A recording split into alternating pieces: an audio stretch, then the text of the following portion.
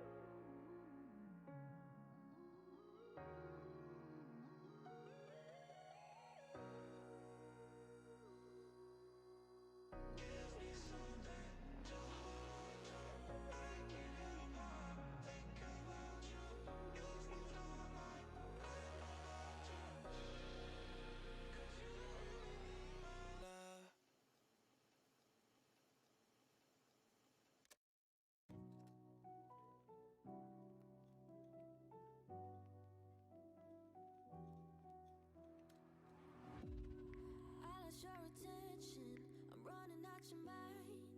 Don't know the direction to your side. Got the wrong impression. I thought that we were fine, but now it's turned to ice. So you decide, and I just wait. I don't get you, I don't chase. So you decide, and I'll just save my time. I guess we'll never know, but don't say that you're sorry. Don't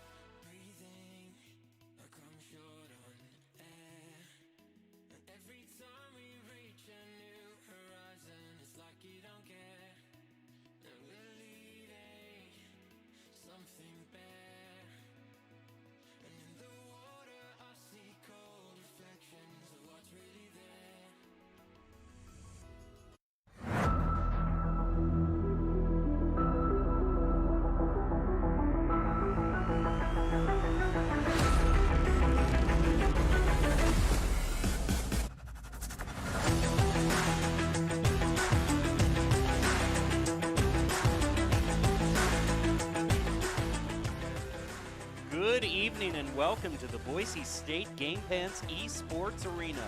To all our Boise State students out there, we hope you've been having a great spring break, and we hope to be a highlight of that break as we present our coverage of our 3v3 Overwatch Showdown brought to you by the Idaho Army National Guard. I'm your host, Jacob Jem Palmer, and we have got such a great event to bring you tonight, as we do when we often collaborate with the Idaho Army National Guard. And I can think of no one I would rather share such a prestigious event with than Michael Fisher, a common sight here at Boise State Esports. But the gameplay that we're going to be seeing tonight, Fish, is going to be not so common, because as we're used to seeing the standard Overwatch modes in terms of King of the Hill, 2CP, hybrid, payload, we are doing 3v3 lockout elimination in those 4 maps that we do not see too often here on our broadcasts. Yeah, 3v3 is going to be a ton of fun. I know it's one of those modes that sort of rotates in and out on those arcade map or the arcade selection for Overwatch, if you're having it. My buddies and I, when Overwatch first came out, we're big in the 3v3 mode. There's a couple of rules that I hope our contestants really stick to. Number one, you always got to open with triple snipers. Widow, Hanzo, and Ana have got to be your first pick every single time if you want to earn my respect. And you also got to throw in a little bit of a meme. You get the Reinhardt, Bastion, Torb for the double protected turret. There's a couple things I'm really looking for some of these teams, because they don't stick to the meta that, my friends and I created. I'm going to be very disappointed in our teams here today, Jim. Well, not only do they have to keep in your expectations, Fish, but they are going to have to keep in Doc's expectations for Doc's keys to the game, which are brought to us by Count. And that is never take a fair fight, and that means to take fights in unexpected places when they are unprepared and when you can have ability advantage. Doc's keys to the game brought to us by Count. Count Identity Trust Global Network delivers real-time fraud protection, account protection, and enables personalized customer experiences for more than 9,000 brands and payment providers. Quick and accurate identity trust decisions deliver safe payment, account creation, and login events while reducing digital fraud, chargebacks, false positives, and manual reviews. Count.com, KOUNT.com. All right, so now as we get into our matchup, we are going to be talking just a little bit about what we can expect. As we said, lockout elimination best of 5, starting on Castillo as our first map, and then loser will have the choice between the other 3 maps there. But not only keeping in mind your recommendations, Fish, but it's going to be interesting if we see any ultimates tonight at all, because this is such a much faster mode, and it resets as soon as those 3 eliminations happen. So it's not that traditional, we see ultimates build up over time. It's a lot more of that initial head clicking that can really prove to be the ultimate decider. As we go into our first match, it's going to be Guak taking on BSU carries Baz, and you're going to be recognizing a lot of familiar gamer tags, some on the current team, some from older teams that we have come to know. Yeah, as we kick this one off, a little disappointed. I'll give a shout out to Azu for at least bringing the Widowmaker. No one else on that sniper, so I'm already disappointed. Double Zarya is interesting because you mentioned the ults. They're not going to charge very fast, one of the slowest ones in the game. And if you have a quick charging ult, something like, a Somber or something you can charge very quickly, that's going to be huge. So I'd watch for Modern Frost, maybe get a big pulse bomb here. That may be the difference in our first round. Yeah, Modern Frost really kind of being the only short-range hero here as everyone else, especially Nerdy Bird, who has chosen the Soldier, is going to be the first pick onto Modern Frost, but quickly the revenge is taken by Asu, so we are down to 2v2. A little bit of battle of the Zaryas here, but Guak is going to find himself pushed down to this lower level here, as we still have yet to see the point open, which can open if enough time passes. Right now, Asu is looking to try to get this pick onto the Zarya here, down to 1 health, and is going to be taken out by Basilisk. Yeah, BSU carries definitely have the advantage with that Baptiste, just the amount of healing he's going to provide, and that's how they're going to pick up that round 1 win. A little bit cheesy when you bring a support, definitely. You're losing a little bit of respect in my book. You got to go, all gas, no brakes, in my opinion, and just triple DPS it up. So I like the win. You take the win when you can get them here, Jem, but I definitely would prefer if we're going, all DPS. Don't have any of that healing. That just ruins the game, really. Well, it's good news for you, Fish, if you didn't like what you saw in the last round, because because this is lockout, they are going to have to choose different options for each round. And we see here, we're still going to see Basilisk. Well, you can't necessarily blame Basilisk for choosing Lucio. That's his bread and butter. That's what we know him as. Yeah, I mean, that is true. And with that double healer now with the Brig for Asu, you're probably going to see at least the Deadeye and the Pulse Bomb come out just from all that healing they're going to get done. So maybe a competition here between Guac and Nerdy to see which one can get that Diva Bomb, as Guac's going to charge right in, doing quite a bit of damage, especially to Nerdy. Does have that ability to go in the Baby Diva form, so Diva is a very powerful pick in this because you basically get a second life. There is the mech, but if Nerdy can sustain in that Baby Diva form, can get right back in, as Precise is also incredibly low, but a boop off the edge out of Basilisk, and that's probably going to doom the chances for the BSU carries in red. Yeah, the healing taken out there, and that is evening it up 1-1. This is just what we like to see in this best of 5. As we go on to the next picks here, we've only seen Basilisk really pick a support heroes yet, and not really going with that triple DPS that you have been suggesting so much, Fish. Yeah, I mean, it wouldn't shock me here since they did not pick up the win if he just rolls it back. Yeah, with the Lucy, almost the exact same comp for the BSU carries. I like this, you know, sort of a noose take on the pharmacy there with the Echo and the Mercy for Yepguak, so that's going to give them that aerial advantage, and Soldier has a little bit of own healing as well, so I like the comp here from Yepguak. If they're able to take down Basilisk, they should have a pretty easy win. Yeah, they don't have really that much DPS to be able to counter this kind of Echo Mercy group. See Guac taken out there with a punch to the face by Basilisk, and Nerdy Bird is also taken out. So now it is 2v2 with Asu taking a bit of damage, and if Asu is taken down, that is going to be very hard for Modern Frost to keep sustaining. They're trying to catch Basilisk on the Lucio, but that's going to be a tall order as he is wherever you need him to be. That's one of the things that we used to say when he was on the BSU team. You could never quite know where he was. A little bit of a boop there, almost off the edge, but it is a very sticky Echo with the healing with that Mercy. Ooh, that Mercy's down to 1 HP and ends up getting taken out. I'm shocked, maybe, you know, not allowed, as I say, shocked that Mercy didn't go for the res. On to Guac to get him back in, and that's a nice round win for the BSU carries. And now we'll see if Basilisk is going to be forced to trade off here. I was shocked he was focusing down Modern Frost so much because, I mean, Asu does not have a way to heal, but he has a way to heal Modern Frost. So right. Shocked that he maybe prioritized that Echo, but Precise kind of took care of business there while they were distracted by that Lucio.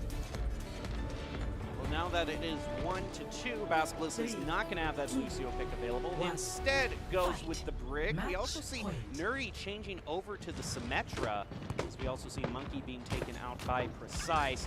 As they head right up here, you see Sigma. We got a little bit more of the brawly composition here. If any of those May walls can go up, then that Junkrat can just push those mines and bombs onto the other teammates. No wall yet, and it's actually going to have to heal up there. Modern Frost going way down low on health. They're actually going to throw up that wall for a bit of protection. Yeah, you see, I mean, Precise, maybe if he can get that Primal Rage, probably guarantees the win. There's no way you're getting through 1,000 HP with this comp for Yepguak. But, I mean, right now, the biggest thing they've got to worry about is how is anyone besides Modern Frost going to heal? Because he does have that Cryo Freeze, but Precise just leaps off the edge. That's a huge mistake. Both teams end up losing their tank, but now Basilisk is dead, so it's a 1-on-2. But Nerdy on that Symmetra is going to have the advantage. If they just post up in a corner, they can bait him to them with the turrets. I think that might be the right play, honestly. Oh, it is all on Nerdy now and takes a nasty shot there right to the head. Is going to heal up there. He's going to wait for the health to restore. Still only down to 200 there. He's going to put up, try to set up a little bit of a car wash here, but maybe with those Junkrat bombs, if they can get maybe the right angle, might be able to get some chip damage here or there. Capture area unlocks in 20 seconds, so they're going to be forced center of the map. Modern Frost has the freeze, and that is the image of May. That is in everyone's nightmares. You're frozen, and the smile, click on the head, you are gone. Yeah, unfortunately, I mean, Precise literally just needed to stay alive until he had that ultimate, and I think it's a guaranteed win, and he just, I think he was maybe trying to go for a double boop. I really don't know what he was looking for there when he jumped. Maybe he just hit the wrong button, but right off the edge he went, and after that happens, there's no coming back. Well, as Winston himself says, how embarrassing. So Yep, I do like Roadhog on this. I mean, it is a little bit cheesy, but you have that self-healing, you have that hook to be able to bring somebody into the team. So I really like that pick for Precise. Maybe he can redeem himself here with a good hook as Basilisk drops incredibly low, and they just kind of get run through. I was not expecting that. yeah, that was, well, they're done. So congratulations to Yep Guac, because in this best of 5, that is going to do it for the first round. But BSU Carries is not out of it by any stretch of the imagination, basically because they were able to get 2 victories there. I would not be surprised if this goes to 5 whole rounds for all the maps that we see today. Well, as much as criticism as we are giving to the teams, if you are watching the stream right now and think that you can do better, you can try to prove yourself and jump in right now to Overwatch and compete for prizes in this tournament as well. You're going to want to search for Doc's Showdown, and you can play against in the 3v3 winner stays for a chance to compete live on our stream today for prizes. And these prizes, Fish, I gotta say, I'm always glad when we have Idaho Army National Guard, because they have some really cool prizes. Yeah, I have never heard any of our competitors from Call of Duty to Rocket League be ever disappointed. I mean, the crates themselves, which I'm sure we'll take a look at, look pretty fantastic. And I know later on in the stream, when we get a little bit closer to that championship, we'll take a look inside. But yeah, I mean, every time we partner with them, there is some awesome prizes. They do a really good job hooking up the winners. So there's definitely a lot on the line here, and I think that could be another reason why we're going to see a lot of close series. Is everybody wants to win what's in one of those loot crates, because there is a ton of goodies in there. So I cannot wait to see what happens, and I think you're right. I think based on what we saw, I would not be shocked if we maybe see a little bit more cautious gameplay. I definitely think if there's a team that gets their ult first, we're going to hop actually right into it. Basilisk is already dead as BSU Carries tried to go for a very bold triple tank strategy. And they're already down 1, and the rest are very low on health. This is going to be a tough one there, and that shield for Nerdy's only going to hold for so long. Yeah, you don't really have any healing here, and they are just going to tear right through that one. That is going to take those 3 heroes off of the table for Yep Guac. We see we are in Black Forest. It is loser's choice, so that means BSU Basilisk Carries did decide to choose this. We do see this house here, which is kind of off to the side. It's usually if we kind of see maybe of a more of a sniper, like a Widowmaker, or maybe even an Ashe, we sometimes see some of those types of heroes perch themselves up on the upper level there. That's not really going to be the case here as Modern Frost pulls out this Junkrat, and we are instead just going to go right into close quarters again. Yeah, BSU Carries are going to bring out the double tank, plus the Moira should have a decent bit of damage and some pretty good healing as well. It's going to be tough here for Yep Guac. Might be one of those where if Modern Frost can spam grenades long enough, maybe get a Riptire that could rip through the team. As he's to be putting out a lot more poke damage. Asu's just sitting there, healing the team up. Really and there goes the hook onto Guac. That's the power Roadhog. I mean, it shocked me that Yep Guac wasn't. They were doing no damage. I mean, Modern Frost needed to be spamming there behind those shields. I think people are kind of forgetting how powerful, especially in 3v3, that these ults can be, and they're not really respecting the percent they need. As you see, I mean, Modern Frost is just standing here. I mean, he needs to be spamming grenades. He needs to be punishing the side of BSU Carries, not just letting his tank get free hooked in. Yeah, that's just subpar. It's subpar. Yeah, you gotta, I mean, you can't pick Junkrat and not just be spamming.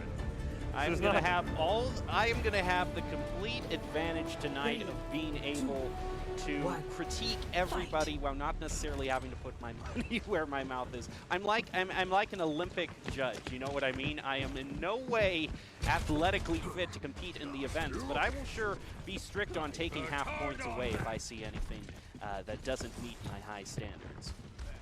You and I are on opposite sides. I tried to get the OG squad back together to make a run in this tournament, but they apparently have all uninstalled Overwatch. As Nerdy's the first one taking out Precise.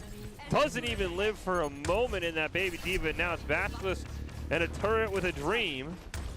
And I don't think that Dream's going to go very well as the turret gets taken out. Modern Frost got to be careful. Take a little bit of damage. This is what I'm talking about. You put a Bastion and a Torbjorn back here with a Reinhardt.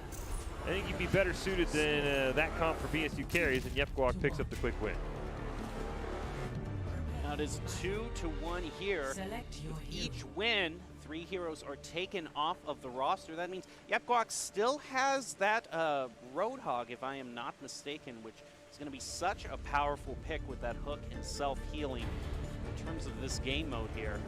Basilisk was taken out last there, and we see here a Pharmercy being taken out by BSU carries.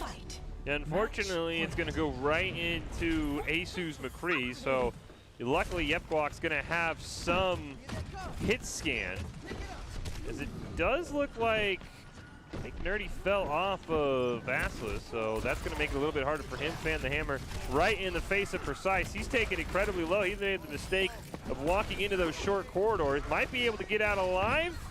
No, not even going to let him get away. Now, they stay in that building. It's going to be hard for that Pharmacy to really do much with those low ceilings. So if I'm Yepguak, I'm just standing inside and not worrying about what's happening outside the map. Yeah, I might just try to peek out and get the right angle here. The Basilisk here is going to be putting a lot of damage down onto Guak, who holds up the shield, though. He's able to soak that up. And this really is kind of a dilemma here, because they can't really go inside of that building. They have got to just maybe try to find a doorway to just try to push something through. And see there, the McCree was able to get some damage there. It's going to try to take out Asu, but just ducks back into the building. And they're just going to stay in that building unless the Mercy is caught all by herself trying to res up Precise. And Precise is taken down right after the res. That was a risky play there. It just didn't turn out well.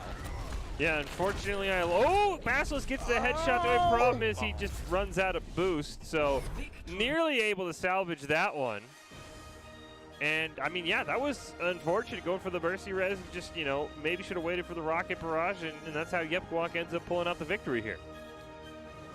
Well, congratulations to Yepguak, especially when you got to consider you've got such classic names as Nerdy and Basilisk on the opposing team.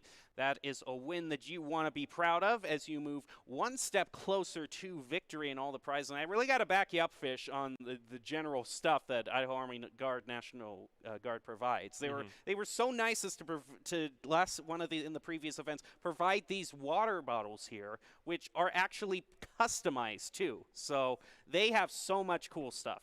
Yeah, they have a ton of awesome stuff. I know last time we had an event, we went through that loot crate that's just over to your right, and I know there's some in the back as well, so we can definitely go through one of those later on in the stream because there's usually a ton of great stuff in there. But, yeah, they always hook them up with the prizes. I can't wait to see what they brought to this event. And right now, I mean, it looks like it's going to be a tough one. I mean, we got our little bit of our try-hard already coming out. Nobody really is willing to not run a support in any of these matches, which is a disappointment to me. But we'll see what they want to do going forward. But that was a great win for Yepguak to start out. Well, we are going to be getting to the next matchup right now, and it is going to be, it looks like Bagel, a large Bagel, is going to be joining us, another very well-known support for Overwatch. You can always tell when he's in the arena screaming. If you've been watching a scream and you hear some random scream coming through in the background, it's probably a large Bagel. Looks like, yeah, it's going to be 3 Guns versus Kel Likes Bagels are the official team names. And I mean, I can see how Red got their name considering it's Kel, Like, and Bagel, and Like's immediately going to fall. Kel gets a hook, but he is antied, so he's not able to use that Roadhog healing. And unfortunately, Kel Likes Bagels already taken a ton of damage, and without that McCree, they really don't have a ton to put on the side of 3 Guns that Ana can't just kind of help sustain through. Yeah, you're going to have to be able to land some sort of hook there from Kel to just instantly take out one of them. Kel is driven right off to the side here. Still looking for that hook to come through, but doesn't want to get close enough to risk that McCree, who is almost to the Deadeye now, 83% charge. It's looking like a real possibility. We'll probably see our first ultimate of the night. Gets hit with the sleep dart, and the Deadeye is going to come through as he's fallen asleep, and that is a victory in style. Yeah, just a great start for 3 Guns. They put themselves up 1 early. We saw Maxwell gets a great pick onto a large Bagel, and then, yeah, the Deadeye comes up, and unfortunately, as soon as that sleep hits, there's really nothing that he could do to prevent that. And the only thing slowing Maxwell down was just the lack of movement speed you get in Deadeye that could have prevented that. And I like these cops here a little bit. I would have liked the Reinhardt with the Bastion, but I'll take a Sigma as well. That's going to be going against the far Mercy here, but a Bastion can definitely have the DPS up, push that kind of DPS up in the air to mow them down. They're going to have to be very careful of where they position themselves here from Lyke. Lyke's down in the center area, picking up a bit of healing from that BAP. Now being focused down by this Wrecking Ball. This Wrecking Ball can get away very low on health right there. It's going to live to fight another day though. But Lyke was taken out, and that is all of the damage gone from Cal Likes Bagels. So unless we see some amazing SIG play here, I think this one's over. Yeah, I mean, unfortunately, the biggest issue is Maxwell dropped low, but he's able to be healed up. Wrecking Ball isn't able to be taken out either. I mean, the Wrecking Ball just provided so much disruption that Bastion just could not get set up because he always had to worry about Wrecking Ball kind of rolling through. So, I mean, that was, I mean, I think if you maybe brought out a Reinhardt or maybe an Orisa, something a little bit more stationary than that Sigma, you might have had a better shot there if you're Kel Likes Bagels. We saw the Sleep Dart that proved to be instrumental.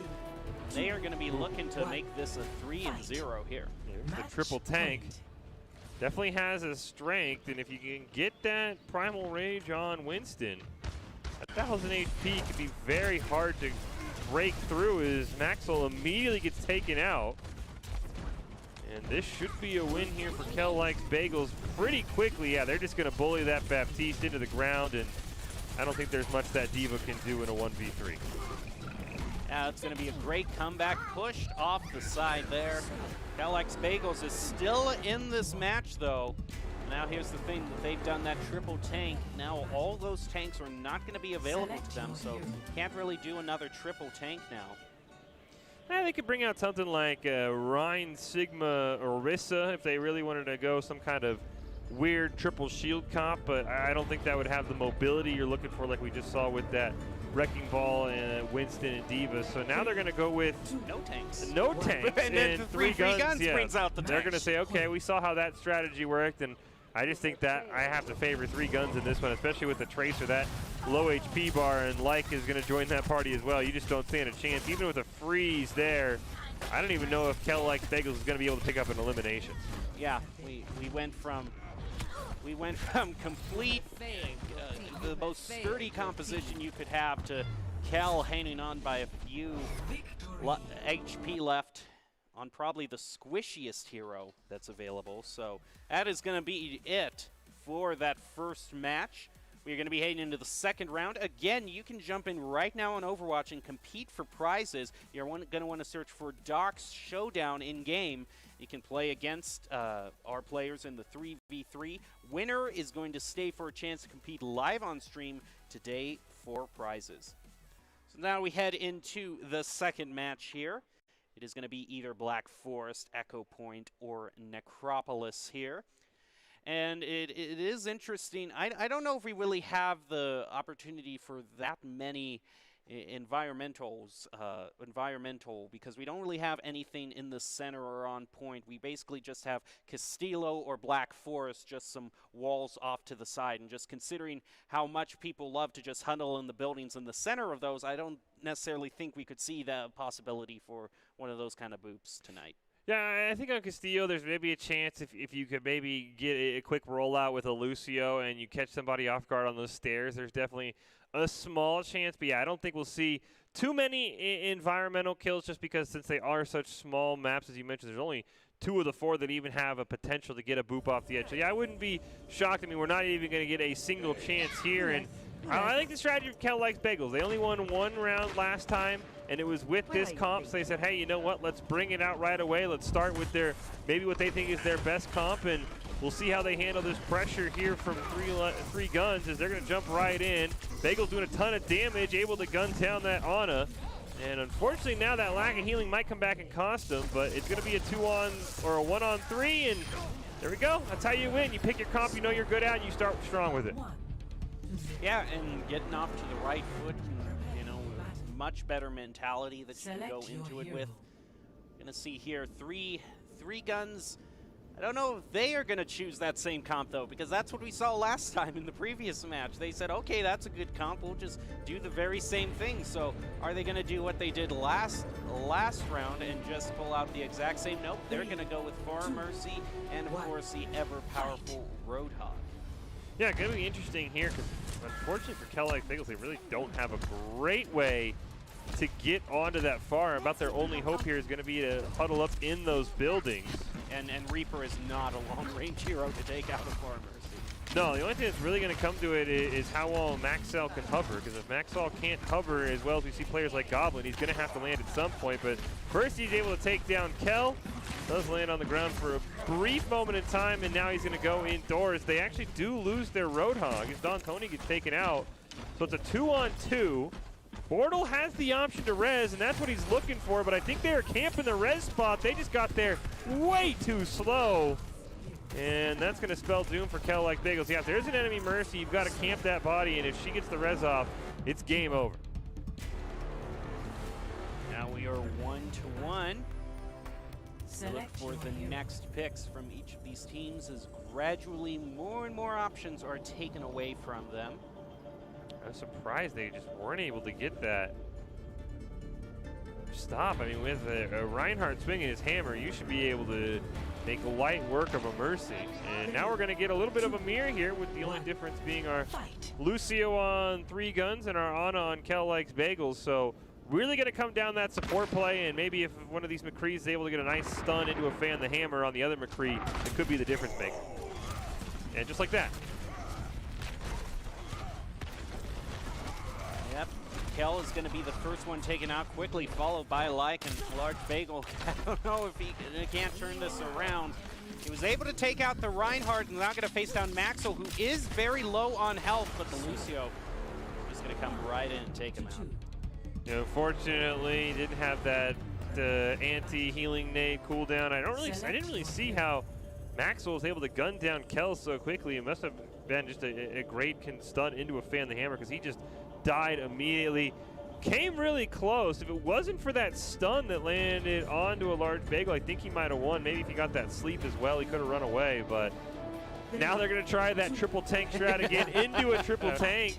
I think the one advantage here is Kel's going to have that healing that Roadhog has that might be the one difference maker. Yeah, and you've got the classic Ryan Zarya composition as well going on here. And this is really more, you know, you got the 2 divey tanks, really kind of 3 because Hammond is just so mobile. So kind of have a different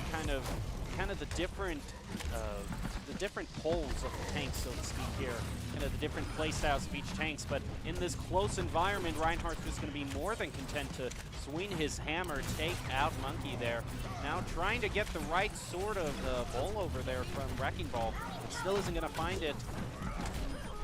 Pretty happy just huddling up in that building and being able to use their heroes to their strengths. Yeah, that Zarya in that sort of tank v tank spam is so strong, as we see here from a Large Bagel's perspective. I mean, holding that 40+ charge, he's going to be doing quite a bit of damage. He gets that shield he can throw on somebody as he's able to get up to about 60–70%. So great job there by him, short of shielding his teammates.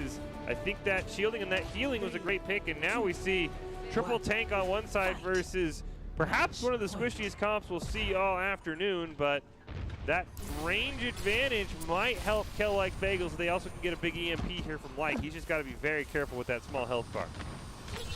When you know that they're going to want to be able to try to stay inside, but the Monkey is going to come right out, and they are wide open from the shots from the Far Mercy here. It's going to be a little harder trying to hit them in mid-air. Defense Matrix does go up to try to swallow up some of those shots there. Maxwell is going to be taking out a Large Bagel. Without that healing, it is all up to Kel to keep their hopes alive. Kel's name in the title of the team, but might not be strong enough to be able to take on a 3-on-1 here. Yeah, the only problem with the Mercy is how vulnerable she is, especially when you don't have 3 other teammates. So 3 guns able to pick up that win there, and pretty dominating fashion. And Bagel, Kel likes bagels, able to get a couple of cheesy wins with the triple tank strap. But once all of those heroes were banned away after they picked up a win, they really didn't have a solid comp that could challenge Three Guns with. Yep, once that Mercy was gone, just kind of the ultimate of the squishy targets you want to find. And when you really think about it, it's just one pick for the entire backline, so to speak, to go down in this sort of matchup. So that's going to do it for those first couple of matches, but we are going to be take a quick break and be back with more in our 3v3 Idaho Army National Guard Overwatch event.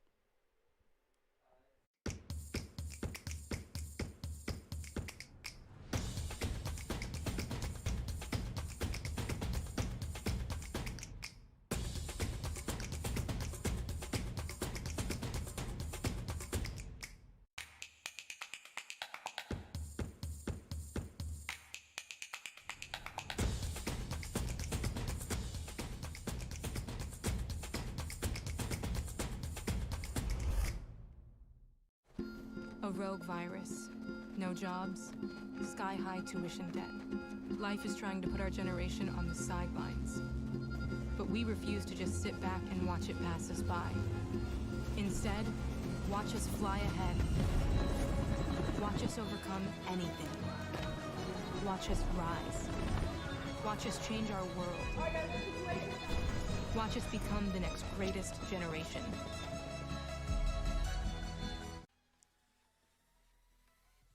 Well, hey, everybody. It's Doc. I am here. Well, he's sitting over there. We got a social distance. We got our masks and stuff. But here just to talk about Casey Waters, also known as 907_EA_Slay. No, 907EA Slay. That's much easier. And first of all, welcome. You've been involved with Boise State campus quite a bit. You work with ROTC. You're kind of a recruiter on campus. You get to see everything that's going on. What do you think of this space that we're in here right now? I think it's awesome. It blew me away when I first came in here a couple months ago to see the arena. Sergeant Valencia brought me in and showed me how everything works and how the tournaments run and things like that. So it blows me away. It kind of motivated me to want to get back into gaming and things like that, which I did actually, which is funny. Got a Twitch and started looking more into it. So it really actually blew me away that there is facilities like this, which is really cool. I'm glad to be a part what of game it. did it inspire you to play? What did you want to play more of? Warzone. Yeah. I've been lacking. I'm really big in playing Call of Duty. In high school, I played Modern Warfare 2, all that good stuff. So I'm big into Cold War, but I could never really get into Warzone. But seeing how serious a lot of people take it and how much people enjoy playing it, my friends are always trying to get me to play Warzone, and I'm trying to get them to play. And they're like, no, I'm not really into the Cold War thing. Let's play Warzone. So I'm trying to sharpen up on that for sure. So in a squad, if you're dropping in as a trio or as a quartet, what's your role? Are you primarily an enemy spotter by way of getting downed? I tell my buddies that I'm the little brother of the group. So I'm not going to lie. I'm not too experienced when it comes to this game yet. I try here and there, but I just usually stick to Cold War. But I'm usually the guy that they're telling to grab this, here's some plates. They'll drop some for me. And I'm just full transparency. I'm not – right. I mean, I'm sure that's making some of the people watching this cringe. But, yeah, I just try to do the best I can, really, and listen to where they be a good teammate. Be a good teammate. Listen to where they tell me to go, do what they tell me to do, and have fun, because that's the main reason I like to get on. I don't take it that serious, but I definitely know that my friends do sometimes, and you got to have that balance. So yeah, well, let's be clear. My best weapon is the truck. My best kill streak ever was 11, and it was with the truck. That's my favorite part of the game, actually, is driving those Jeeps and the trucks around. Yeah, exactly. I'm good with that weapon. My average is high. Nice. So with these different games, do you find yourself, as you're talking with people on campus, kind of talking about the games that they play? Yes, a lot of students. I mean, in their dorms and all that, they got their consoles, and they play a lot. A lot of different. What are they playing? I'm interested. Rocket League. Yeah. Rocket League and Warzone is the main ones that I hear them talk about a lot. I've heard Dead by Daylight mentioned a couple times, that it's kind of a thriller game online. I think it's cross-platform, but yeah, mostly Rocket League. A lot of 2K like NBA 2K, Madden. I got a lot of soldiers that are into that type of stuff too, the online sports, football, things like that. FIFA. FIFA, all those really, really cool games. Is it kind of cheating that you get to talk about games while you're at work? I don't think so. I think it's awesome. I think it's Good pertinent. answer. I think it's pertinent and it's relative to today, to what's kind of in the new and what everybody's kind of steering towards. So yeah, it's interesting. A colleague said it this way, that we don't ask people anymore, are you a music listener or are you a movie watcher? Yeah. We don't ask people if they're gamers because everybody plays something. All right, well, we're going to catch up with you multiple times throughout the day here. Thank you for chatting with us, everybody. This is Casey Waters, and we'll come back, but we'll throw it to this in the meantime. Yeah, thanks for having me.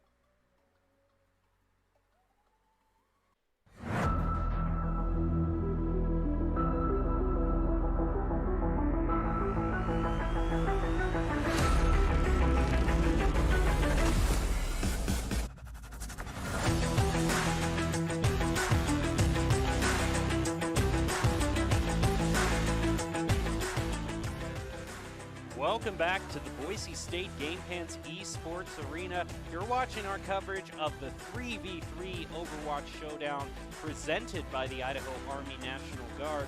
I'm studio host Jacob Jem Palmer, joined by Michael Fisher.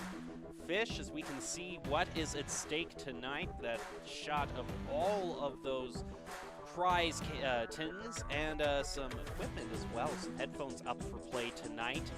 But I gotta say, the ultimate victory and the ultimate prize tonight is who gets closest to the Fish school of thought and how these games should be played, because you came out very opinionated in the types of comps that we should be seeing tonight. Yeah, I mean, like I said, when this 3v3 mode first came out, it was a staple in the Overwatch arcade. My friends and I absolutely loved it, but I mean, like I said, we had some rules. You always got to open up with triple sniper. Widow, Hanzo, Ana is a must. You got to play it until you win as well. If you can't win on a sniper, you don't deserve to be in any game, any FPS game at all. That is the bread and butter of everyone's ego. I also love to see some Rhine, Bastion, Torb. Of course, when we played, this was before Sigma, before Orisa, so you can really kind of change up what shields you want to put in front of that Bastion, but especially on, maybe Black Forest, it's a little harder on Castillo because it's a little more open, but if you can just find a building, post up, 99% of the time the enemy's going to come to you because they want those kills. You just absolutely mow them down. So a couple of those comps I'm really hoping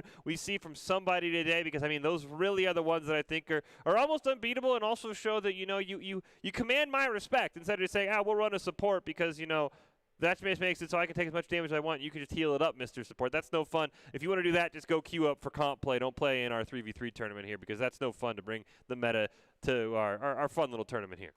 Unfortunately, that's been mostly what we've been seeing tonight in our 3v3 lockout elimination. Castillo is map 1. We have amazing prizes. And remember, the public can join. Just search for Doc's Showdown in Overwatch. And the top teams are going to be going on to the bracket right now. So we're going to be ready to get into our next match. I got to say, the only time that we haven't seen, the standard kind of having at least one support on the team have been these 3 tank compositions that we have seen. And we can see the teams here. Yep, Guac and 3 Guns are going to be on the top. We also saw BSU Carries and Kel Likes Bagels in the match, and they were able to come back a little bit and be able to make it 1-1, so they are still in the running. Although I'd be wondering to who's on the team too terrible to try, because they did not get off to a great start. They probably didn't even lock in the correct comps that I told them to. So I mean that's always unfortunate. But yeah, I think that the triple tanks are going to be very strong, and that's almost like a wild card that you could pull out. It's going to be Kel Likes Bagels and Yep Guac as our next matchup. And I mean, we saw that from Kel Likes Bagels. They have that triple tank. They even tried another time and won. But the thing is, you have to get one more win, and when you have 6 of the tanks banned away, you got to find another comp you want to win with. So I'll be curious, is Yep Guac's actually the one that's going to come out with that first triple tank, and it's going to be really hard. You've already got that immortality field down from Asu. It's going to get burned through. Asu's taking a ton of that damage. Everybody on Yep Guac is so low right now. They're in a 2v2, but Kel's in the baby diva form. He's got to survive as long as possible. Guac's at 20 HP. Can he get the remake off? He does it. And I think that might be the reason why Modern Frost loses is he just couldn't kill Kel in the rematch. Oh no! Oh, he's gonna do it! He lost to the baby Diva. Kel absolutely clutching there, and that's why Diva is just so strong in this format. She gets that second life, really, and then can come back in the mech, and really one of the more powerful heroes there as he remechs at 10 HP, and then is barely able to finish off Reaper. I mean, Reaper can be one of those heroes who can just tear through a lot of that tank HP.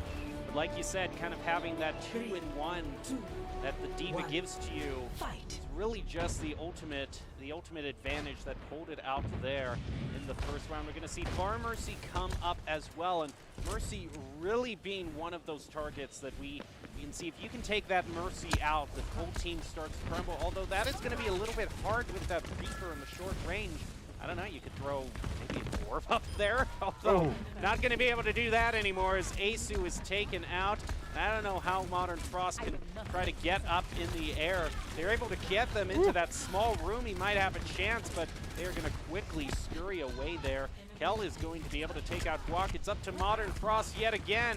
Though he gave such a great performance last time, it's not going to be easy. In fact, just going to stand up there and say we're good. Yeah, that was just a great round there from Kel likes bagels. And I mean, you saw the strat here from Yepguak. They said, okay, we're going to try and all get in this little house, force that Far to come to us, but then Kel with a great flank on the Tracer just blows that plan up. And they're on match point right now for Kel likes bagels, and they're going to go with that triple tank once again that really is starting to be maybe one of the more overpowered comps. Match point. Yep, 3 tanks getting flashbacks to goats right now. This was such a... I don't think any of us will be able to really kind of get that out of our minds, but it is one of the options you could suppose in all of these heroes here. Modern Frost is really going to be the only damage to try to tear through all of those, and that hook is going to be great onto Guac. Unfortunately, not going to be onto the Brig or even the McCree, so Diva's going to be able to soak up some of that damage from the hook. Kel goes here, tries to swing the hammer through, is going to go down as Modern Frost and Ace here are taking out. Guac's the only one left on the Diva, and that is going to be it for the first round. And remember, you can jump in right now if you have your own team that you would like to throw into the mix. Just look for Doc's Showdown, and you can win some of the great prizes we have available. Now as we move on to map 2, the options are going to be Necropolis, Echo Point, and Black Forest. We haven't seen Necropolis tonight, but we have seen Echo Point and Black Forest. And the only other thing that we've really seen tonight is one ultimate. Only one game has really lasted long for one ultimate to be built up. Quite fittingly, though, for you, Fish, it is the Deadeye is the only ultimate we've seen tonight. Although, I suppose you would say that it's probably the one point where the Deadeye actually works is when your opponent's actually asleep. Yeah, I mean, like I said, it always requires way too much support from your teammates. Couldn't pick up the kill normally. As we'll go to Black Forest, which is an interesting one. We'll probably see a lot of fighting in this middle house, as we do see Yipguak in the blue, Kel likes bagels in the red, and interesting comp here with the Diva, the Wrecking Ball, and the Pharah. Maybe trying to rely on that Diva and Wrecking Ball and just maybe use that Pharah so that you don't get another tank banned away and keep your options open for later on, as really neither team is too interested in fighting right now. No, and this Pharah is going to have a little bit of a conundrum on their hands here, because Kellex Bagels is really just kind of more than happy and rolling up in the center building here. It's going to create a lot of weird, awkward angles. Going to get the first thing, throws out the halt there, and isn't really going to go anywhere, as everyone's just kind of sitting down in their own respective buildings waiting for the other to really make a move here. Got to remember, if that goes on and that stall game goes on for too long, though, a control point will unlock. That's going to force everyone out into the open right now. But still, nothing there is that halt. They're going to try to focus on to Modern Frost. He's taking a bit of damage, but he's able to heal up, and he's going to go back inside. Yeah, I mean, the control point is coming in 20 seconds. Large Bagel's taking a lot of damage, but if he can survive, he might get that rocket barrage online, but at that low of HP, they're going to target Asu down. No healer left alive for Yepguak. Now that means Guac's going to fall over. Modern Frost gets the double freeze, Still has that cryo freeze available. Going to have to burn it there to heal back up. Kel camping the body. We already saw his pop-off play on the Diva. Going to get frozen. And the Blizzard comes out right on the baby Diva. Nothing you could do there, and he lives at 2 HP. Oh my goodness. So despite the Blizzard, Modern Frost was still very, very close to going down. I mean, it's very important to have one of those abilities that can kind of give you your own healing.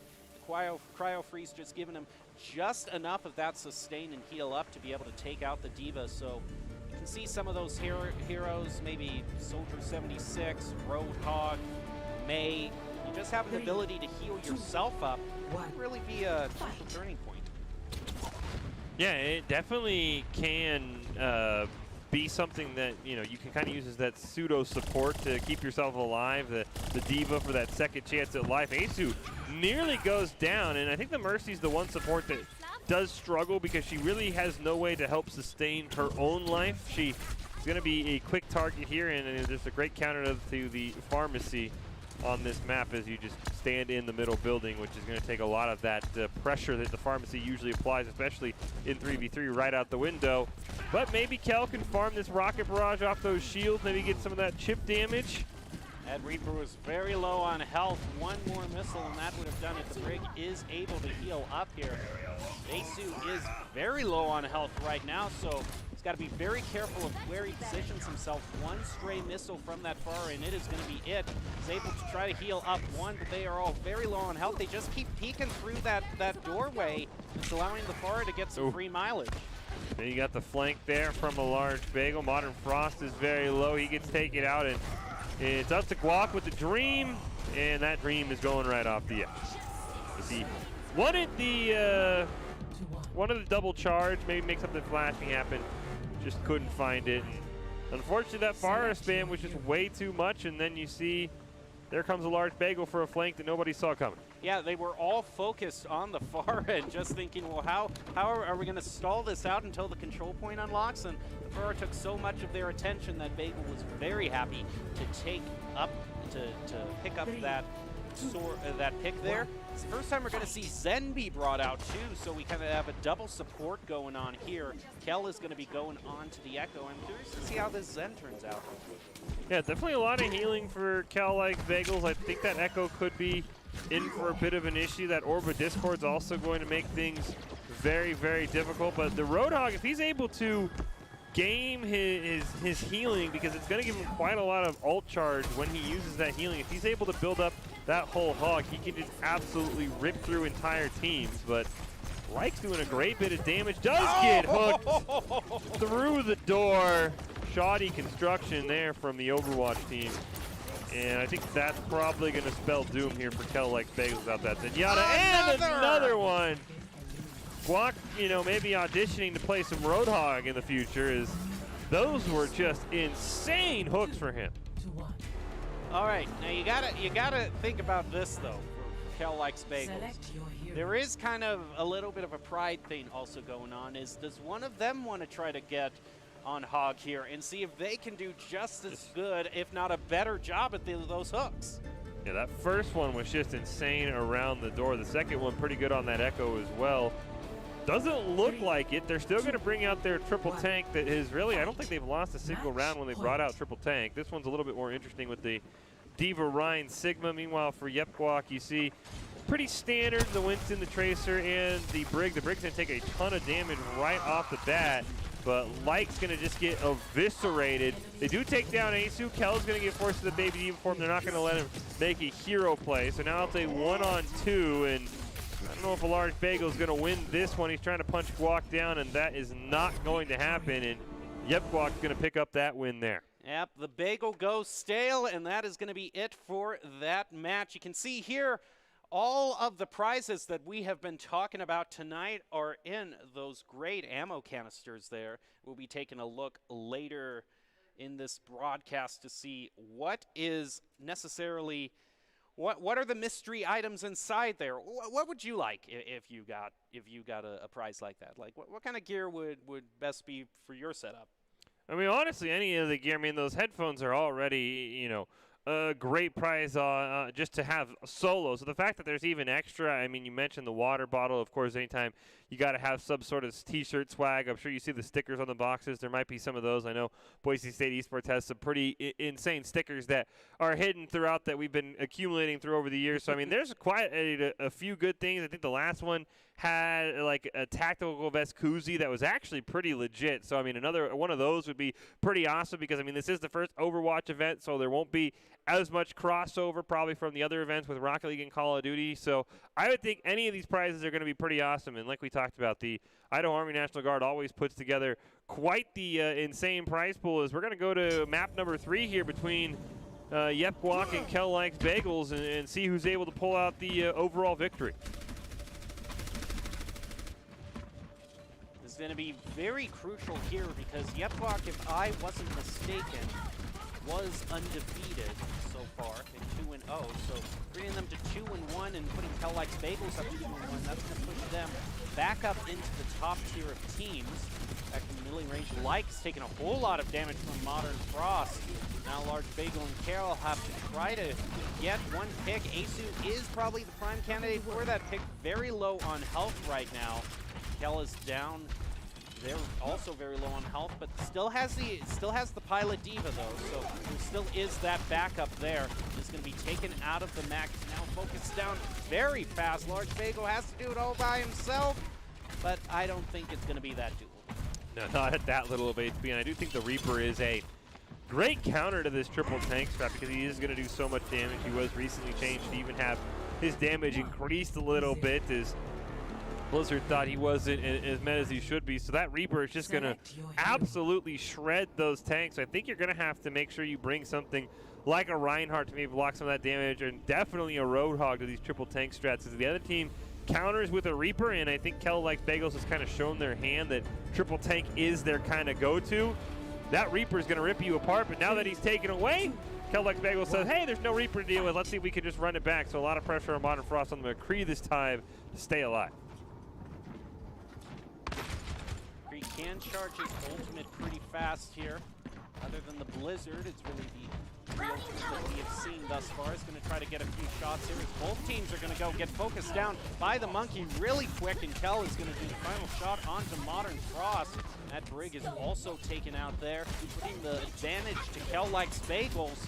And this Diva, in this 2-on-1, even with the Pilot Diva, I think this match is probably over, and there goes the Monkey. He's going to hop up to the upper level there. And you can't really do that much with your defense matrix against Winston. No, and as long as Winston jumps right on top of Guac, he's not going to be able to make that hero play that we saw Kel make. So there's that triple tank again for Kel Likes Bagel. I'll be curious. I mean, they've still got Ryan. They've still got Roadhog available. Maybe throw in like an Orisa with that Fortify. But, I mean, we really haven't seen Kel Likes Bagels win without triple tank. And that's kind of the one question I have, is if they can win without that strategy. Yeah, it's only one strategy that you could use 1 or 2 times with the limited number of tanks that you have available, and they're going to do it for their second time here. But Roadhog, very strong pick right now, especially if you could get that hook onto say Asu there and be able to take all that healing away from Yep Guac. This could be a very quick match as the damage orb is going to be thrown out there. And still waiting for that hook to come out. Trying to be throwing through the door is going to miss that first time there. Going to have to wait for that cooldown to come back. Reinhardt is still leading the team forward. Is going to be charging, able to be stunned right in time by Modern Frost.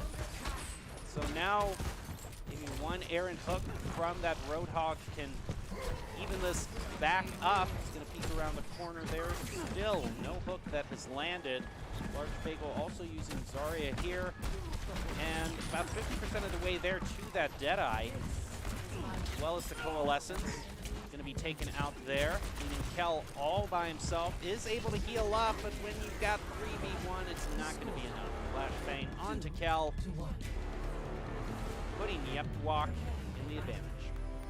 Yeah, I think Kel Likes Bagel just played that one a bit too aggro. You've got to play around your Roadhog hook, not around the Reinhardt, especially with that McCree being able to stun you mid-charge. So I think Like was maybe a bit too aggressive there. Would have liked, as soon as Kel missed that hook, them to kind of wait for that cooldown. Wouldn't be shocked if they run it back since they are on match point, but instead they're going to come out with a very squishy comp, and if Asu can land a hook onto really any of these, yeah, all of the targets, especially that Lucio, he's going to pretty much guarantee a round win. So a lot of pressure on Asu to land a clutch hook, and it'll be GG, and Yepguak will survive to remain undefeated. And especially is how the Roadhog really didn't do anything for Kel Likes Bagels last round. This is just going to be able to be a Roadhog that's able to hook one of these targets. It's going to be a little bit of extra salt in the wound. Just in anything you can do, I can do better. Still looking for the right lineup there. Say Asu's still high on health. The hook's going to miss right there. You got to be wary of that Somber, though. Could come out and hack you from behind, but Modern Frost is going to be the first one taken out by a large bagel. That's a great play on the Lucio by him. You see here, I mean, Asu's got to just play around this hook. Guac's got to wait for him to land something. That Tracer and that Somber are going to have a ton of instant mobility to maybe bait out a hook and put it on that cooldown. So, there it is. Try and land it onto a large bagel if he can. Unfortunately, now they're split up, and I think Guac tried to make the hero play, and that's going to leave Asu in a near impossible 1v3 without the whole hog. Does get the one kill, though. So this gives him a chance. He's got to really wait for those cooldowns to come back up, especially that healing. Yeah, I mean, he does have more sustain than these two squishy targets, so if that healing, we do have the Pulse Bomb that has just come online, though, and he's hacked as well. This is the opportunity, and there you go. Yeah, the hack is the one thing that really made the difference because he was able to shut down that healing, so that's a great job there by Yepguak to be able to pull that one off. Fortunately, or Kel Likes Bagel, excuse me, to pull that one off, forces to a game 5. But yeah, just unfortunately, Asu couldn't land any hooks that time, and if the Roadhog's not landing hooks, that comp built around him is kind of useless. Well, now we are going to find out if Yepguak is going to still be undefeated in the overall bracket, or is Kel Likes Bagels going to be taking them down? And we have two hogs out here. Hook's going to be going all over the place. If you can get it onto that, either a large bagel or Asu, this could be a very quick round indeed. We also see a soldier being used by Modern Frost there, just putting a little bit of damage onto that Rhine shield. A battle for BSU blue team tank superiority here with Guac and Kel to see who lands a hook. I do like the better overall team healing for Yepguak. They have the stim for Modern Frost that can get that AoE healing as well as Asu. Plus that anti from Asu, if he's able to land it onto Kel, that'll absolutely shut down what that Roadhog's power could be. But right now, everybody, game 5, playing extremely cautious. Waiting for an opportunity. Asu taking a lot of damage, but he'll heal right back up. There it is! Oh, a hook into a hook! Unfortunately, he hooked the enemy Roadhog, so it's not going to be as much damage as he was looking for. Oh, there's another one! Kel coming out on top, and Asu is going to need the play of his life here. Yeah, Asu, it's just one more hook. And the big blue Boise State bonus brawl goes in the favor of Kel Likes Bagels, putting them back up in the top tier of the bracket and taking away the spotless record of Yepguak. Yeah, really just came down to a battle of the Roadhogs, and that was a great hook onto the soldier, and just really couldn't do anything about it. So I think we're kind of seeing where our meta is going to go here for this gem. We're going to see a lot of triple tank come out, probably with that Winston and the Diva and the Hammond just for that mobility. And then it's going to be another triple tank comp, and it's going to be built around that Roadhog. And whichever Roadhog lands more hooks is probably going to get his team the victory. So that's what they had to watch out for. So whichever team has the better Roadhog player, probably going to be the team that will win most of our series here tonight. And not only that, but it's also a question of, we've seen the Pharah Mercy or just Pharah being brought up a lot this night, but that really kind of depends on what kind of map you have, because teams have been more than content, especially on Black Forest, to just stay in that center area and be able to make the Pharah's strategy not quite as fruitful, but sometimes you get so focused on the Pharah that you can open up a flank to be able to brought onto you. Yeah, I'm surprised we haven't seen any Doomfist come out, as we're going to hop right into our next one. It's going to be BSU carries taking on Kel Likes Bagels, and there's that triple tank strat, and I think Waddle's just going to salute everybody right off the edge. Does get a kill and a couple self-destructs at the end, but that triple tank comp for Kel Likes Bagels is just, it's so hard to break for teams, and they haven't really found a strategy against it, and it's almost guaranteeing them at least one round every single time. Yeah, and it really has been the go-to for Kel Likes Bagels. Now, you might see a Reaper be brought out here, but it is going to try to be some sort of counter. Now, you see the far Mercy, but we do have a little bit of DPS with Ash being brought out, so even able to pick off that Mercy early on. Some carries can even this up. We also have 2 Hogs, so you know, Nerdy who is in this round also often says he rolls first wins. Here it's he who hooks first is gonna win. But Waddle D is able to get the first pick onto a large bagel there. Kel still has a lot of healing himself though, so that's the great thing about Hog in that self-sustain. Like still hasn't put really any sort of damage onto this Far Mercy here. It's already down to half health, so it really has to be, and there's another pick. So before any DPS can be done onto that Far Mercy, they've already gotten what they needed. Unfortunately for Kel Likes Bagels, they needed Like to be able to get a pick onto Nerdy or Waddle D, preferably Nerdy, because then you leave that Pharah all alone. I will say, maybe the biggest thing going against Kel Likes Bagels is that they joined the lobby in the wrong order. So now it says Kel Bagel Like as opposed to Kel Likes Bagels. So I think the bad grammar is coming back. Yeah, they definitely should have joined the lobby in the correct order. I think that's the biggest issue for our team in an red. institution of higher learning like this, you always want to make sure that your grammar is top notch. Otherwise, it's going to come back to bite you. Now we have seen this double support be brought out a little bit there, but if you're just hooked right off the bat, then you're not going to really be able to fancy your way out of that one. The Roadhog has been such a top-tier pick tonight, just blowing past that squishy comp. Yeah, unfortunately, no Zenyatta is going to be able to survive getting hooked in there, as we're going to see in our replay. Just a great hook onto Nerdy, or actually no, excuse me, that was Basilisk who got hooked first. You're just not going to be able to survive that on a squishy, neither a Lucio or a Zenyatta. And I think you can't, I like this strat when all the tanks are gone, so I think if you ran it back for BSU carries, it would be a good idea, because now Kel Likes Bagels is in that issue where they're trying to find a comp they can win with it as isn't triple tank. But until triple tank is done, you cannot run double support. They'll just fall right over. Now they find themselves in a bit of a predicament here. They don't really have that much long-range DPS to be able to counter this Far Mercy here. Waddle D is going to be taking a bit of damage off the bat. Far Mercy is going to be raining down, Like going down to half health as well. Waddle D almost eliminated, taking so much damage from that Far Mercy. He's going to be jumping away. Some quick healing there onto the Pharah. It's going to keep them alive. It really, they got to try to find a pick onto the Mercy here. But it's so tough when your heroes can't do that long-range damage.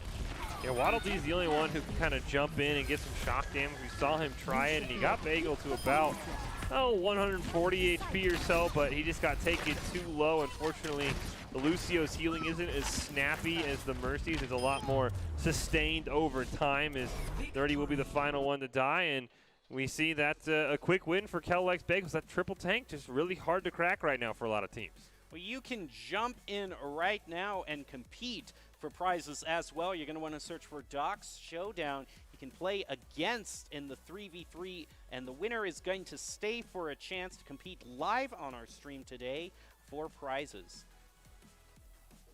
Yeah, it should be a ton of fun. Can't wait to see who comes out of the Doc side of the bracket and maybe gives a team a run for their money. And, I mean, really, it's going to come down to whoever finds either a strategy to crack triple tank, which I just don't think exists because of the amount of health that all of those tanks have. So it's really going to come down to who can refine the meta the quickest. What are the 3 best tanks to group together? What are the 3 next best tanks to group together? When do you pull out your Roadhog? I mean, those are all the things we're kind of seeing be that evolution of our 3v3 tournament is, I mean, triple tank is definitely the strat. You only got to pick up 1 round afterwards, and there's quite a few comps, and we'll see here on map number 2 if the BSU carries. They pick Black Forest, and they have that Reaper that we've talked about can counter this triple tank strat because of the amount of tank damage he can do. So a lot of pressure on Waddle Dee here to be able to survive and shred somebody on the side of Kel Likes Bagels. Going to be trying to do that right off the bat, but gets focused down. They see their primary target in win condition in Waddle Dee. This D.Va is going to try to push some damage onto, oh no, excuse me, they're on the same team. Excuse me, I thought I was looking at Cal. Excuse me. Sick flank there. But, I mean, Basilis's healing is giving him a little bit of advantage. See, Kel and Like are both at about 50%. Kel is getting just absolutely gunned down here. Nerdy looking for the aggressive play, not able to find it on the back line now. Can they kick down the baby D.Va? The answer is going to be no, as Kel's still barely alive. He gets that mech reset. He gets an HP reset as well. He's able to get it off and barely come back. A large bagel will get taken out. It's up to Nerdy and Basilis. Nerdy now in that baby D.Va. Kel knowing the power of it, trying to punish it as much as possible. 6 HP, able to get that elimination, and Basilis not going to be able to get it done. And once again, Kel being able to get that remech off proves to be the difference maker. Yeah, along with the Hog, having that ability to just reset your health is so crucial in this type of matchup.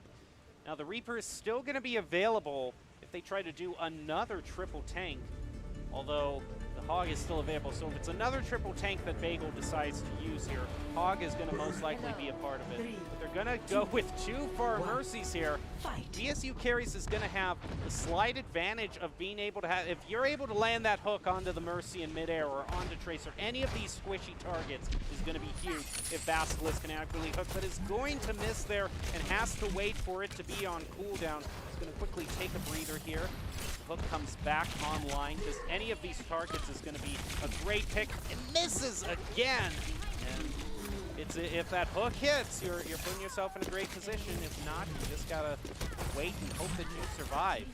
Yeah, we do see Like is going to be taken out, but so will Waddle Dee. Unfortunately, now it's a 1v2, but I like Basilis's chances here because Kel is one shot. A light breeze could take him out. A large bagel's going to have the pulse bomb. That's going to be the difference maker. There's the stick. Basilis's going to get taken low. 5 seconds on that heal. He's got to be careful. He's trying to line of sight. And the pulse bomb is the difference maker. I was going to say I'm not a huge fan of this Tracer Pharmacy comp that we've seen a lot of teams bring out. But the ability for that pulse bomb to charge so quickly is a small counter to the tanks because as you see here in our replay, soon as he uses that healing, he immediately sticks him and knows he's got 5 seconds to do about 150 HP in damage, and Tracer can do that pretty easy. It's going to be sticking onto the Hog here. If any one of those hooks had hit that we saw so many attempts, it would have definitely been a different match that we have seen. Now, you still have 2 kind of squishy targets here on Kel Likes Bagels, but they do have the Sig that they're going to bring up. And Free does have an ultimate that charges fast enough that it could come into play already up to 20% there. Dirty Bird also is going to be charging up that nano boost pretty fast here too, so that might also be an option. That hook is going to miss. Kel up to 60% now on that Deadeye, but he's probably going to need some sort of support. You don't have the Sleep Dart from the Ana there. He's going to get stunned right there in the door. He's just going to be able to heal back up with that self-sustain. Waddle Dee is the first pick as well as Nerdy Bird. Now it's all up to Hog by himself again, and I don't think it is going to be enough of a chance there. That is going to be a win there for Kel Likes Bagels again, who is rocketing back to the top of the bracket with 2 wins in a row. Yeah, I mean, they've come up with that triple tank strategy. They deviated a little bit here in this match. They were able to pick up that clutch win with the Pharmacy and the Tracer, and then also get one there at the very end. I think that Doomfist, if you play it correctly, can have that sort of pseudo, roadhog hook where you can jump on the back line, immediately get a kill onto a squishy support, and then jump away. Like when we've seen the likes of Silk Carpet at UNLV put that on full display on exactly how to pull off that sort of Doomfist jump in, get a kill, jump right back out. So if somebody for any of these teams can master that, I think Doomfist is actually maybe one of those unheralded characters we haven't really seen used a lot here tonight. But otherwise, until somebody finds out how to stop Kellex Bagel's triple tank, it's really 2 free wins because there's 6 tanks. I mean, they think there's 8 tanks total, but there's 2 really good comps you can pull off, and then they've only got to find one more comp that really satisfies it. You can play around that Sigma or the Orisa, that extra tank you have left over. So I really like what Kellex Bagels has kind of learned here throughout our opening matches. Yeah, it really is a case of you either have these tanks with such a huge health pool that they're just so hard to focus down, or when they don't run that, you have a backline that is so incredibly squishy that a Hawk can just roll right through. Well, that is going to do it for those matches that we have seen. We're going to take another quick break, but be back with more action and find out, can the triple tanks be tamed? We'll see after this.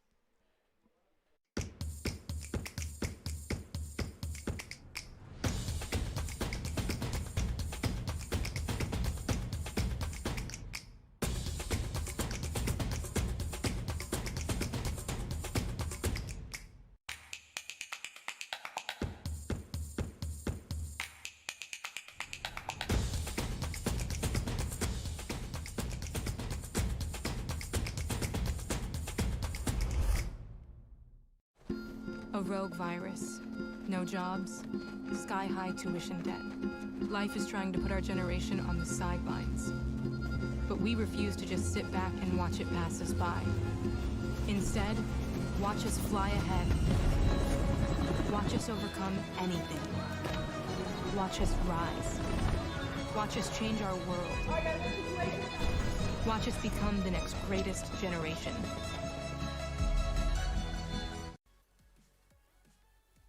Well, hey there. Just chatting again here with 907 EA Slay. That's Casey Waters to mostly his parents and probably his neighbors.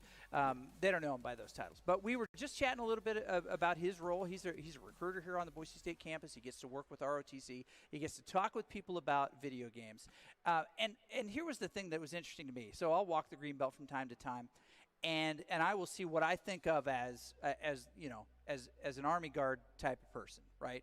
I know Army National Guard. They're in fatigues and boots. They've got a pack on. They're like 6'2", and they're running down, the Greenbelt, heading toward the ROTC space. But that's a really small percentage of who's actually in the Guard.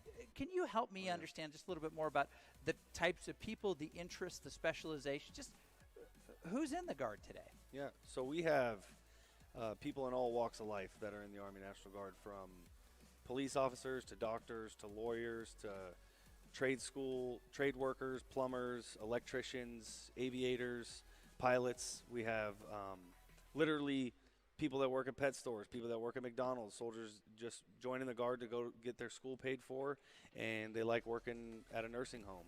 So the National Guard soldiers are your everyday people that you see at the grocery store when you're shopping and you're walking down the Greenbelt where you see the other people. You could have passed some G.I. Joe cadets in the ROTC program, but you also could have passed one of our soldiers that was riding his bike or his moped or his skateboard. Right. We come in all shapes and sizes from all walks of life, and that's what makes the Idaho Army National Guard pretty unique and awesome to serve in, is because it's very diverse. You have people from all walks of life, from all skill sets, old, new, young, you name it. We have pretty much a mix of a variety of everybody. So it's awesome. There are lots of different jobs. Yes. Different opportunities to do different things. And I think a lot of people just kind of have their eyes set on. But what are some of the specializations that you can study and then serve in your Guard role just here at Gowan Field? So the Idaho Army National Guard is a big artillery state. We have artillery, we have tanks, cavalry, things like that. So you can blow stuff up. Blow stuff up. You can kick doors in. We have infantry. Check my first box. Of course. That's I like what to everybody. kick doors in. I like to blow stuff up.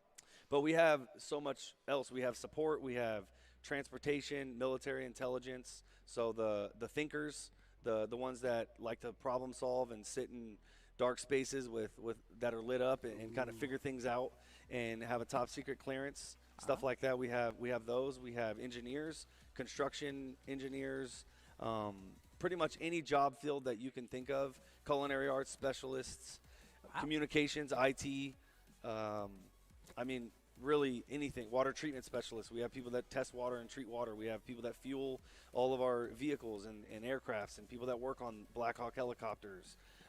That's human cool. resources, chaplains, people that are chaplain assistants, with public affairs.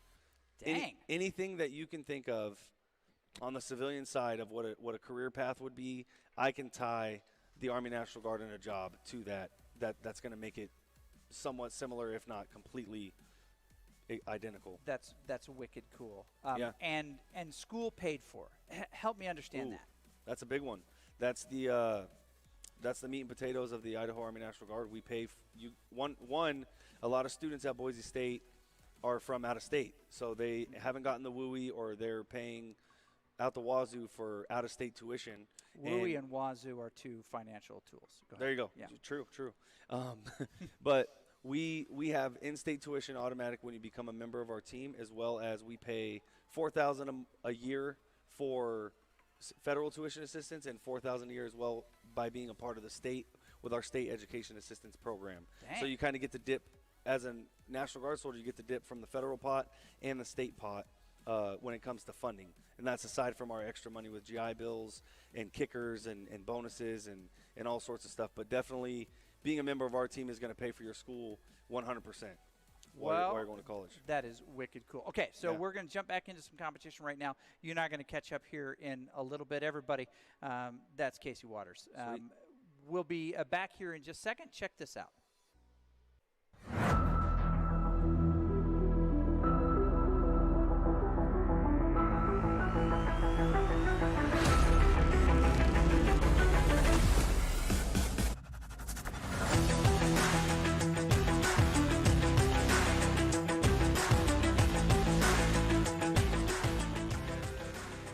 Welcome back to the Boise State Game Pants Esports Arena. You're watching our coverage of the 3v3 Overwatch Showdown presented by the Idaho Army National Guard. I'm your host, Jem, still joined by Fish, and it has been quite a night so far. We are still in the group stage of the overall tournaments before we move on to the playoffs. So these next few rounds are going to be determining who can claim those final spots in that playoffs. And Fish, what's really interesting that we've seen kind of play out tonight is one of those key features that we know about Overwatch is the ability to swap out heroes is gone in this map. You know, you either have the right draft at the very beginning or you don't. I mean, you do get the chance to swap after, the round's over with you win or lose. So I do think there's still that sort of, similar feeling. But, I mean, also at the same time in Overwatch, you kind of look at a lot of the Boise State games. Very rarely do you ever swap. We've kind of gotten our established meta in the 6v6 games. So it really has come down to who's creating the new meta in our 3v3 mode that is going to be the champion here. I mean, we've seen Kel Likes Bagels kind of set the tone for everybody after their first match is, hey, triple tank is really, really strong, and there's enough tanks in the roster on Overwatch to do it twice, because after you win with the hero, you're not eligible to play it again. So they kind of realized, hey, we can maybe run like a Diva, Wrecking Ball, Winston, and we have all that mobility. We can jump right on top of the opposing team. And then we can maybe run something more tanky like a Zarya, Ryan, Roadhog. We have these shields. We have all this damage. We have all this healing. So really, it's going to be, I think, whichever team can refine that. I'm still hoping a team comes out triple snipers and tries something fun with the Hanzo, with the Widowmaker. Hanzo and Genji, I think, are maybe the two heroes we really haven't seen tonight. It feels like we've seen almost everybody else in the roster. So would love to see that triple sniper, or maybe even protect the Bastion or Torbjorn. We also haven't seen a Torbjorn tonight. I mean, maybe something like that where you get a little bit more boring and campy might be how you counter that triple tank, especially with the Bastion. We know from normal Overwatch, Jim, he can shred tanks if he's given the opportunity. Yes, he can shred tanks, but the problem is that he needs to get set up first and in the right place. And if you have something like a Wrecking Ball that can just continually just disrupt the Bastion before he can even do a lot of damage, then it's really kind of a moot point as we head into this next matchup. And we are going to start out, like always, on Castillo. Is going to be the first match. And talk about bringing out your ace in the hole. I see a certain someone on BSU carries. Yeah, we've got Professor himself in here, and unfortunately for BSU carries, they're going into that triple tank lineup of Safar, Quidgeable, and Jolts and Bolts for very good.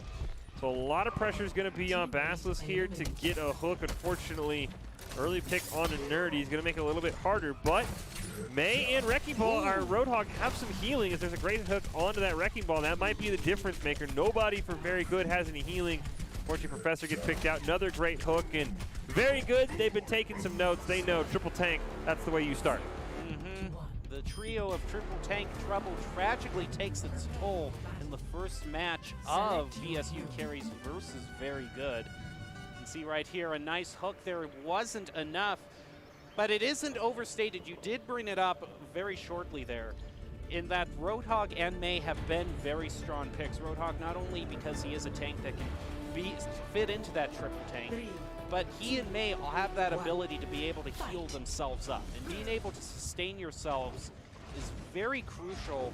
It's kind of similar with that Diva. If you can be able to survive as the pilot Diva for long enough and be able to remech, you'll be able, and that wall is going to put them into this tight building here, but the freeze is just not going to be followed up, and this Reinhardt is just swinging the hammer. Doc has to get away here, isn't going to be able to do it. Now Basilisk does eat it up a little by taking out Quidgeable, so that is going to be their healing taken away from them as Sapphire is also taken out. It's only Jolts left, taking out Nerdy Bird, and now it's a Tracer versus if the Pulse Bomb can be charged up quick enough and they could land it on, it can be possible.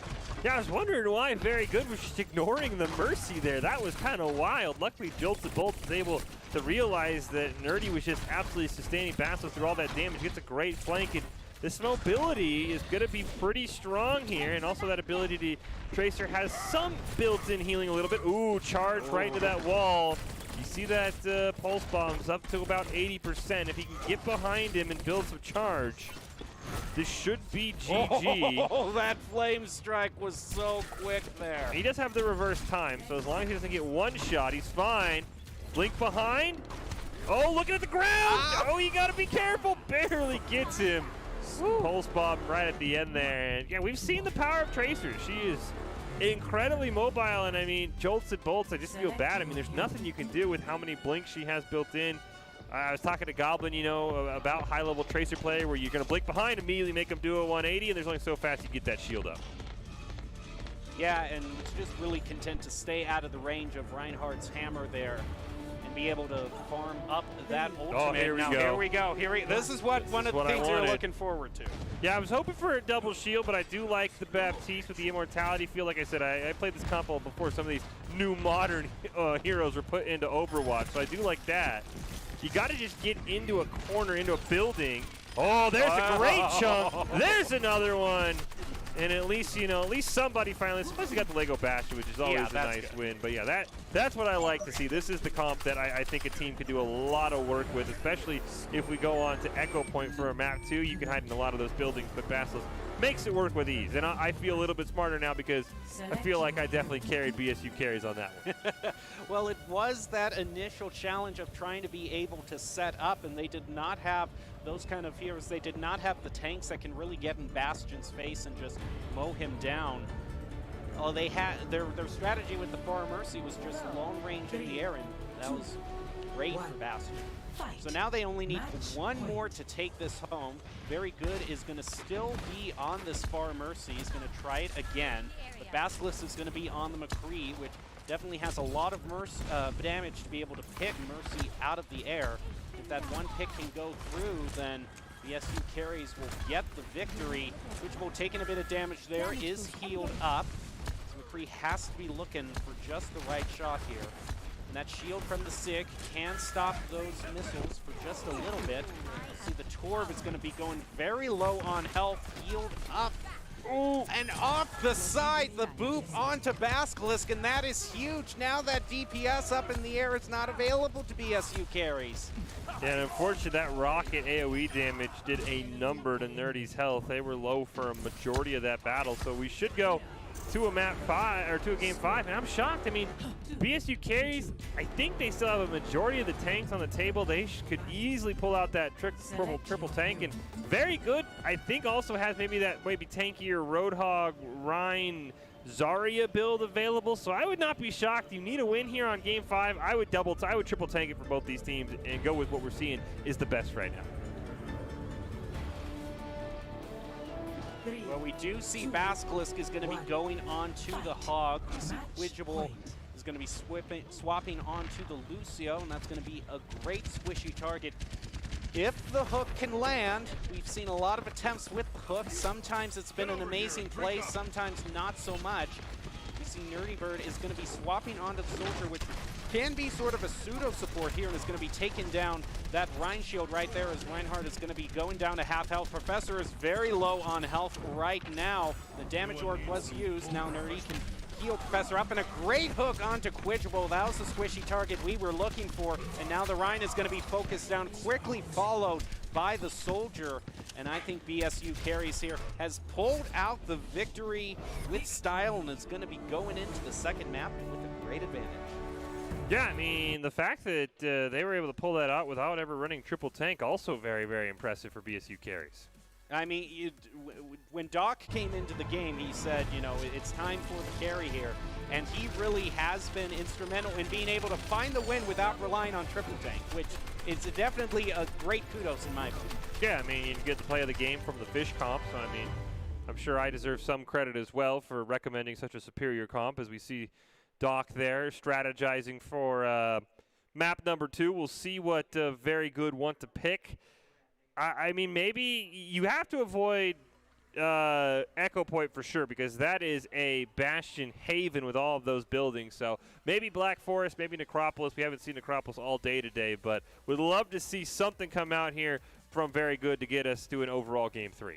Well, just like Doc has jumped into the game, you can also jump into this tournament right now and compete for prizes. You're going to want to search for Doc's Showdown and join. Play against, and the 3v3 winner stays for a chance to compete live on our stream today for prizes. So check that out. There are definitely some great prizes you're going to want to pick up. And now Very Good Team has their choice of what map. I do want to see Necropolis come out at least once, because we have seen so much Black Forest. I think it has been the favorite in the second match. It's instead going to be Echo Point. So actually now with Echo Point being chosen, pretty even between the two in the second map. Yeah, this is a map where, I mean, you get a Bastion strategy in one of the spawn rooms was a personal favorite of mine. You can also do it in these underneath buildings where our camera's flying over right into your right. You can set up that Bastion. You can put down a Torbjorn turret as well, and I think that might be a strategy. But I like here for BSU carries, they've got the counter, if you will, in that Reaper. It's going to be on Doc to land a lot of those shots onto that Winston and rip that health bar apart. Especially if Basilisk can combine it with a good hook to sort of immobilize him for a few seconds. And this is winnable here. There's that hook you need. Nerdy taken very, very low, barely able to get away, but Safar has been taken out. Professor goes down to Quidgible there. Basilisk should have enough sustain. Nice hook there onto the Hammond. The Hammond's got to be your first target because that Diva can just run away, and it's going to be a 1-on-2. Oh, they're both incredibly low. There's the hook, but he blew the hook, and now it's a remake chance here for Quidgible. Got to be careful.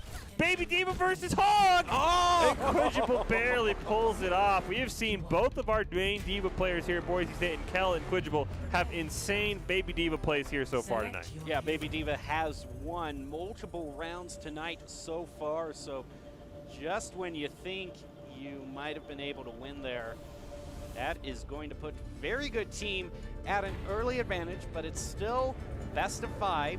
And again, we do see the far Mercy now being brought out. Professor is going to be on the Mercy. Nerdy Bird taking Farah there. Now I just don't like that comp. I just don't like the Tracer in it. I can kind of see where you're going for. The Tracer can flank. I just don't like it. I mean, the only time that we really saw, you know, it come to its full fruition was on Black Forest, but that was the thing. Your team needs to be so focused on avoiding the Farah that the Tracer can come in and get the flank onto the backline, and that's really the only time that we saw it work, this comp work perfectly. Basilisk going very low on health there. He's going to have to use the recall to heal back up. Doc taken out by Quidgible. And now that DPS is going to be healing right onto Nerdy Bird.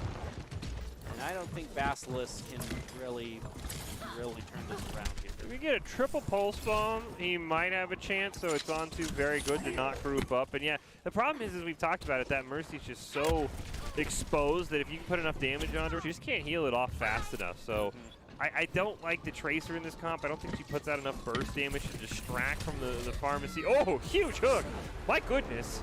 I think Basilisk thought he was safe. I thought he was safe, and say not today. But with that Roadhog band, I mean, Very Good's going to have to reach deep into their comp book here to maybe pull off a 3-0 sweep and force us to a game 3. Yeah, we could see a reverse sweep coming out here. Of course, reverse sweep is going to happen for BSU carries in this particular map. They want to get the win here. See the comp that they have chosen. It's going to be Far Mercy being brought out by Very Good this time. But BSU carries does have the DPS. They do have that soldier that can aim up into the air, put some damage, and Quidgible is taking a bit of damage right off the bat there. You can see how that soldier does. This Basilisk is going to be taking out that Torp turret. Nerdy is actually going to be eliminated, and that's a lot of damage gone from BSU carries. And this is probably going to be the opening for Very Good if they want to take this, but they got to go into this enclosed space now. They're hiding in the staircase here. He's now going to try to get Basilisk here. Here they come into the close range. I don't know if they really want to go into the close range of Mercy there. That was a very dangerous kind of second there, because if that Mercy is taken out there in that short split second, that could have turned it around. Yeah, unfortunately, BSU Carries wasn't able to get the Mercy. They do have an Amp Matrix down, which there's a chance for them to win. It would be through this Amp Matrix. Fortify comes out for Professor, but a great job there by Very Good, just line of sighting it. Basilisk nearly able to take down Safar, does eventually get taken out. Doc's going to have to come through with a huge clutch, put a ton of damage onto Safar, does at least get one, but unfortunately they weren't able to pull it off, and we'll go to a map number 3 here between Very Good and BSU Carries. And now we get it. Now we know that it's either going to be Black Forest or Necropolis that's going to be picked up for this next map. So we're going to have to see what they decide to choose.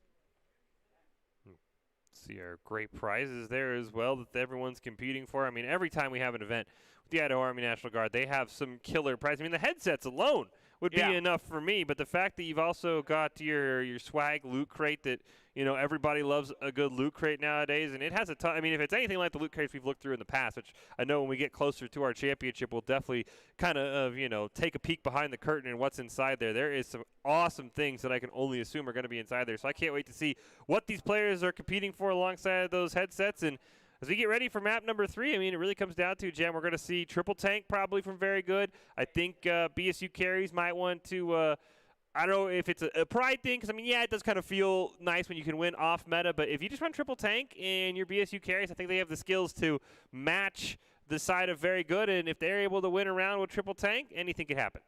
Anything can happen. We still have yet to see whether we're going to see the one map that hasn't made any appearance thus far tonight. But Black Forest has indeed been a very popular pick. It was on Black Forest that we saw some of the best hook action thus far. And now we're actually going to see an entirely new map. I'm used to doing Capture the Flag on this one myself. Yeah, this map has a lot of verticality to it that can really throw you off on where somebody actually is. You can see all those staircases can really complicate things, and we see Very Good. They go right to that triple tank. BSU Carries is going to go with their comp that they have defeated triple tank with. It puts a lot of pressure on Professor to be able to maybe rip Safar apart on that Winston. If Basilisk can get a good hook as well. They almost won with this comp on Echo Point. I think the Baby Diva lived with like 33 HP in a 1v1 with Basilisk, so it's definitely winnable here for the BSU Carries. You just got to try to set it up with a good hook there, as Nerdy is going to be focused down, and they actually split up there, try to push some damage onto the team, and it did work out as Doc is taken out early, followed by Nerdy, and that's just kind of what you want there with those divey tanks, you know, both the Diva and the Winston just dive right onto the back line, take out that support, and the whole team crumbles from there on out. Yeah, we saw it there from Bassel's point of view. You saw the Hammond go racing across, going to chase down Nerdy on that Moira. And just the mobility of those 3 tanks in particular is so hard to crack for really what feels like a non-tank. Maybe you can go with like the Rhine Zarya, and that might sort of counter the mobility because you have that sort of sturdiness. And hey, we get our first.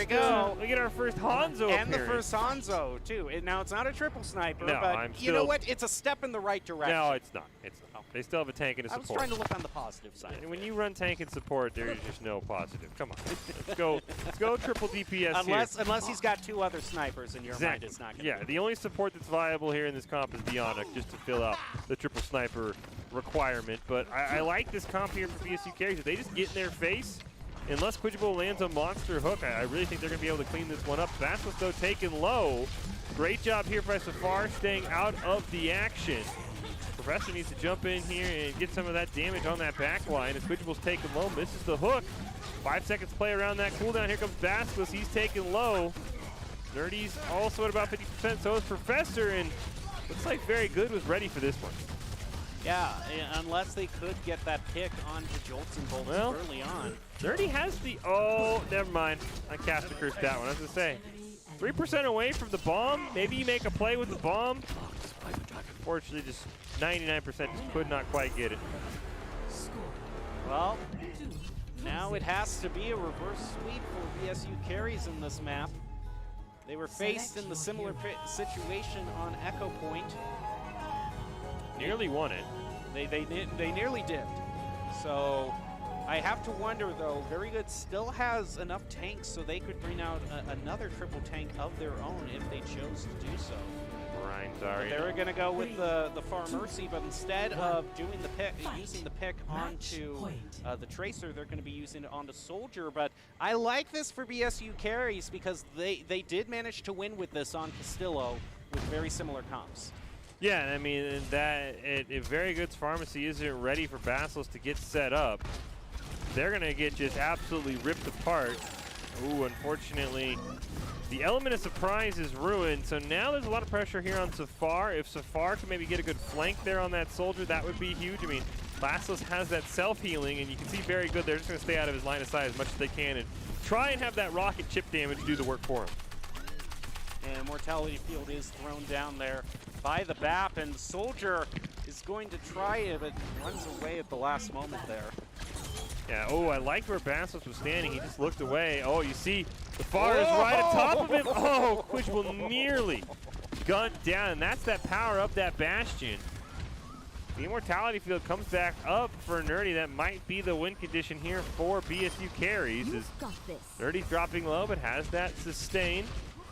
Very Good playing this very smart right now, just staying out of that Bastion's line of sight. Nerdy dropping incredibly low. One more shot would be enough with the capture area coming online soon. Baptiste and Matrix could help. And there's the pick onto the Mercy that they need. One. Now they still have a little bit of healing with Soldier, so but for Soldier to heal up the Pharah, Pharah would have to get on the ground, which is not where Pharah wants to be. And there you go. Basilisk is able to take out Quidjabo. Now just needs to focus down the Soldier, has positioned themselves on the point. The Soldier has to come onto the point now, or else it's going to be captured for BSU carries. And there you go. Yeah, this comp definitely has, I mean, it has the ability to steal around, and I think teams will definitely maybe incorporate that. If you run double, triple tank, you could then throw in your last mat of Orisa, BAP, and Bastion. You get that shield, you get that healing. So I definitely like this comp here for BSU carries, but I mean, that was clearly there. We need a win. What's our best comp? Now the question is, what's their second best comp? And what does Very Good want to do? Because Very Good's going to run it back. BSU carries will do the same thing. Almost mirror. Yeah, it's that Tracer versus that Soldier. But I place the advantage onto the Soldier because the Soldier has the long-range damage to be able to take out a Farmers. Yeah, it's that versus the fact that Bastos is going to have so much mobility, he could get in Safar's face, and unless Safar is able to whip around, he might be able to eliminate him. Unfortunately, Nerdy falls off the edge, and that is going to leave Professor hanging. And now Bastos is going to have to come through in the clutch. He was trying to 1v1 Safar. And unfortunately, that is going to be a very bad place for BSU carries. Very Good wins the round, and they'll win the match. I do have to hand it to BSU carries, though. They did able to make the Bastion comp work, and that was the first time that we saw the Bastion comp really come out and was able. So it was nice. It was nice seeing not Triple Tank not take every single round. So I have to give it to them in that for adding a little bit of variety. Yeah, they played this round really well with our play of the game here for so far, where they were able to kind of kite out the Boise State Triple Tank and really kind of use their mobility against them, because every time they dived in, they just kind of got shredded apart. So a great little win there for Very Good to take down BSU carries, even with the Ringer Professor coming in to try and flip things there. But that was a great little round that we saw there. Yeah, that was a great round. Now we're going to be moving into, very quickly here, the next stage coming up, which is going to be playoffs, but we still have teams trying to get that last spot to try to get their overall win rate into a spot where they can at least get into the playoffs bracket. Mm-hmm. Yeah, I mean, it'll be interesting to see who's on that cusp of not being able to qualify. We've seen a lot of really, really good teams today, made up of some, as you mentioned, some familiar names, some names from the past, and even a couple names I've been told that you might be looking forward to seeing in the future at Boise State. So we have it all here, and I'll be really curious as who made it into the playoffs, but I think the favorite has to be Kel Likes Bagels right now. They've seemed to have nailed that triple tank comp. I think Very Good might be another competitor, and I mean, it makes sense. They've got the two main Diva players at Boise State. They've got Kel and Quidgible, and that Diva's ability to get a remech off has won those teams a couple of rounds. Yeah, the Diva has definitely won a couple rounds. We've also seen the Hog with that self-sustain and Hook be able to take a couple of rounds. Yep. That really has been a deciding factor, is those heroes that have that little bit of self-sustain to be able to heal themselves. And sustain is basically what you have if you have a huge health pool to go off of in the very beginning, and you can use that to be able to get a quick pick, then that's where the triple tank gets their strength as well. Yeah, I mean, the triple tank really does feel like it's got to be in your comp somehow. And the curious question really is going to come down to which team makes a counter comp. I mean, we saw BSU carry somewhat figure it out with that Reaper. We've seen a couple teams try it as well with the Reaper. It just wasn't sustained success, so I think that's going to be the one thing. And where do you put the triple tank? Do you play it first to get a quick win? Do you play it last when you're trying to finish the round out? There are a couple of strategies that are going to be in mind, but that Wrecking Ball, that Winston, and that Diva comp that we've seen a lot of teams pull off feels almost unbeatable unless you are like Very Good, able to kite them backwards and keep your backline DPS alive. But I think very few teams are going to be able to pull that off. So I think it's really going to come down to when teams pull out that triple tank in their rotation. Yeah, and you have heroes that can be able to do a lot of damage. I mean, we saw Bastion. You think, oh, Bastion can just tear through all the tanks. The problem is that the kind of triple tank that we have been seeing usually has a Winston and a Diva, if not a Wrecking Ball included too, and those have such high mobility that Bastion is just too slow to set up, and they can just quickly get in there, take them out, and then there's all your damage gone in an instant. Yeah, you've got to save that Bastion for the pharmacy comp that a lot of teams are favoring. I think teams are under the mindset that verticality that the pharmacy can play at is almost uncrackable. We've seen a couple of Winstons do their best to jump up and put a lot of damage, especially onto that Mercy, who isn't as safe as the person she's pocketing. So I would not be totally shocked if we see a lot more Bastion. It's just going to be, when do you bring him out? You basically got to predict the opponent's pharmacy, and if you're able to do that, as we saw twice from BSU carries, it's almost a guaranteed free win, because that Pharah and that Mercy just don't have an answer for the amount of insane damage that Bastion can put out in the snap of a fingers. Well, like I said earlier, coming up next are going to be the playoffs, and we're going to see who got into those playoffs brackets. So we'll take a short break to be able to tabulate that all up and be right back. Oh, we actually are going to just be going right on into the next one. So we just have a couple minutes until we get into the next match, and I actually think the best way to kind of fill those minutes is to look at these crates here that we've been talking so much about. Yeah, and I mean, you've got one up there on the desk, so, you know, why don't you go ahead and take a look at what's inside there. You said these were great loot crates, except these are the loot crates that always have a legendary in them. So exactly. They're guaranteed. Exactly. So water bottle, very, very great, kind of standard there. We also have, that this is is a fire. nice a nice mug, a little bit of a tank there that as is well. awesome. Well, what better metaphor for the, for the tanks that we've been seeing all day? They nailed than it. Have a tank. They predicted. They knew the meta. Yeah. And, of course, some hand sanitizer as always well. good. Always good. That is a great mug, though. I mean, that is – I would not undersell this is the great. value. That is just awesome. As well as some keychains and just some nice accessories as well. And we're still not done. This thing man. keeps on going. You got yourself a nice pencil there as well. So I always got to have one of those. Ooh. Lanyard. Lanyard is very nice. That is that's a great lanyard. I like that. The black also makes it fit. Ooh. And T-shirt. Gotta have a T-shirt. Yeah, here it is. Oh, of course. Oh, in the shape of Idaho. I was like, that doesn't look like a. Oh, there we go. There you go. Yeah, that is okay. That is actually pretty cool. Yeah, a nice Idaho T-shirt or an Iowa T-shirt for those who aren't from this region. And of course, we've been talking about the stickers. Gotta have them. Yep. Gotta have the stickers. Let people know where you won all that cool swag. So many goodies available. Yeah, that tank and that coffee cup are what I have my eyes on, though. Those are pretty awesome. Yeah, that is a very, very cool. And since we are entering into the finals, we are going to very quickly see who takes home all of these goodies in the finals. There we go. It's hard to put a loot box back together. Once you I just found out that there's one that I hadn't put in there. I gotta put no! It back in See, yeah, I mean, once you open a loot box, there's very little way to close it because the swag doesn't want to go back. So no, it doesn't. Absolutely great price. I mean, we didn't even mention the headsets that are sitting over there. Yeah, you get that with the headsets as well. Yeah, you're sitting pretty if you're able to take a great win position, a victory in this. Yeah, I mean, I can't wait to see the bracket and see who's competing for a spot in it. Is here we go. I mean, I think Three Guns and Kel Likes Bagels are the two teams that I'm really thinking are going to be the favorites here. I know also we have our off stream. We have our Doc Showdown, where a team can also find their way into the bracket. That's something that I'm looking forward to, maybe see who that could be. But I think Three Guns and Kel Likes Bagels, opposite sides of the bracket, those are my teams that I'd be picking out for a finals potentially. Yeah, those are the teams that really kind of are top tier.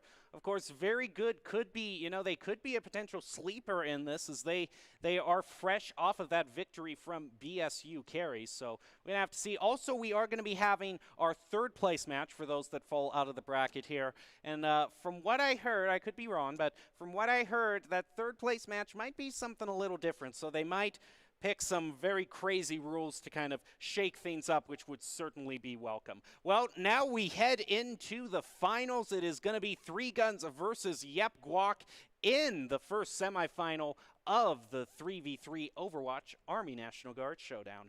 Yeah, I think Three Guns was definitely the most dominant team for what we saw in the group stage, so they're someone who I want to watch out for. It does look like for Yep Guac, their namesake, isn't there. We get CVMX, one of those blasts from the past. I remember him. I do know that, as I mentioned, if we were talking blast from the past, maybe a look to the future. I know Maxwell is a incoming Bronco recruit that Boise State is very excited to see what he could do. It's the old guard versus the new guard. Exactly. I mean, if Maxwell puts on a show, maybe Boise State is going to be even more excited for his appearance. We need a team running that triple tank, which is interesting. Yep Guac going 2 plus a support. And Asu and Modern Frost are both very, very low. CDMX going very down low on health before he can take a breather. He's going to be taken out. Modern Frost also low on health, being focused down by Three Guns. There they come, running around with the hammer swinging. McCree's going to stun them, and then they just go in there. I think that was actually a shatter from Don Tony, our first tank ult we've seen all day. Picking up that one right here. We'll see in the replay. Yeah, he's up at 97%. I think we got our first shatter of the match, which is pretty impressive. And this has been a comp that Three Guns has run a lot. It has been this Ryan Brigg McCree start. So kind of shocked we haven't seen the triple tank, and now we see Three Guns with their unique twist on the pharmacy. They're going to throw a wrecking ball in to kind of have that disruption. Meanwhile, Yep Guac's going to go with a turret strat. If they had picked the Bastion over the Soldier, I would have liked their chances a bit more. Now they're trying to Donati going to be trying to push his way through, is able to get some hits, especially onto Modern Frost. He's down to half health, but has the ability to heal back up with that heal ability there. So we'll see if he throws that down. Instead, Asu is able to heal him up. Far Mercy still trying to push some damage onto Yepwalk here. Hasn't really been able to find it. Now going to be following up with the Wrecking Ball to provide some backup damage onto CBMX, but it still isn't enough. And Modern Frost very low down on health. Immortality Field is thrown down to protect him and is able to heal back up to full health. So we have definitely seen some attempts to go in there and get the pick, but the support and healing has been on point this round. The 3 guns, their biggest problem, or the biggest problem for Yepwalk is that they never put, I don't know if Boratel has taken any damage at all. Well, with the Valkyrie being brought out right now, you're going to very easily be able to heal up. Might try to even go just Battle Mercy. This is actually going to take out CBMX there.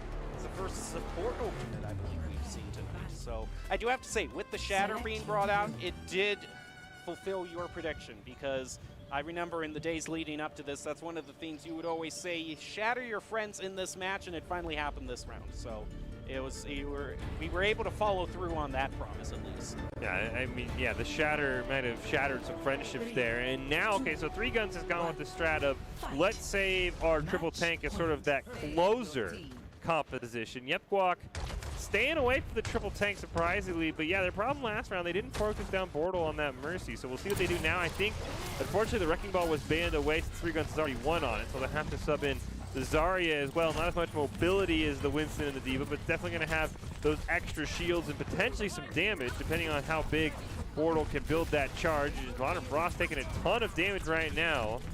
Tony is the first one taken out, but Asu's dropping low. This could quickly drop to a 2-on-2, and it will. And now it's going to be a 2-on-1. There's a great hook in.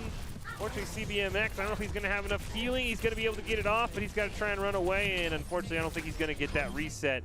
And he's going to get punched down, and 3 guns is going to be able to pick that one up with a quick 3-0. Well, as we've been saying all night, you can jump in right now and look on Overwatch for Doc's Showdown. And once you find that, you can compete for prizes in the 3v3. We'll see if anyone has taken that challenge. We are going to be going on to map number 2, Loser's Choice, Black Forest, Echo Point, Necropolis. Still haven't seen Necropolis tonight. I do want to see a wide variety of maps, just to kind of offset the meta that we've seen being come out, and not only triple tanks, but also just those heroes that can sustain themselves with the Roadhog, the Diva, and the Mei.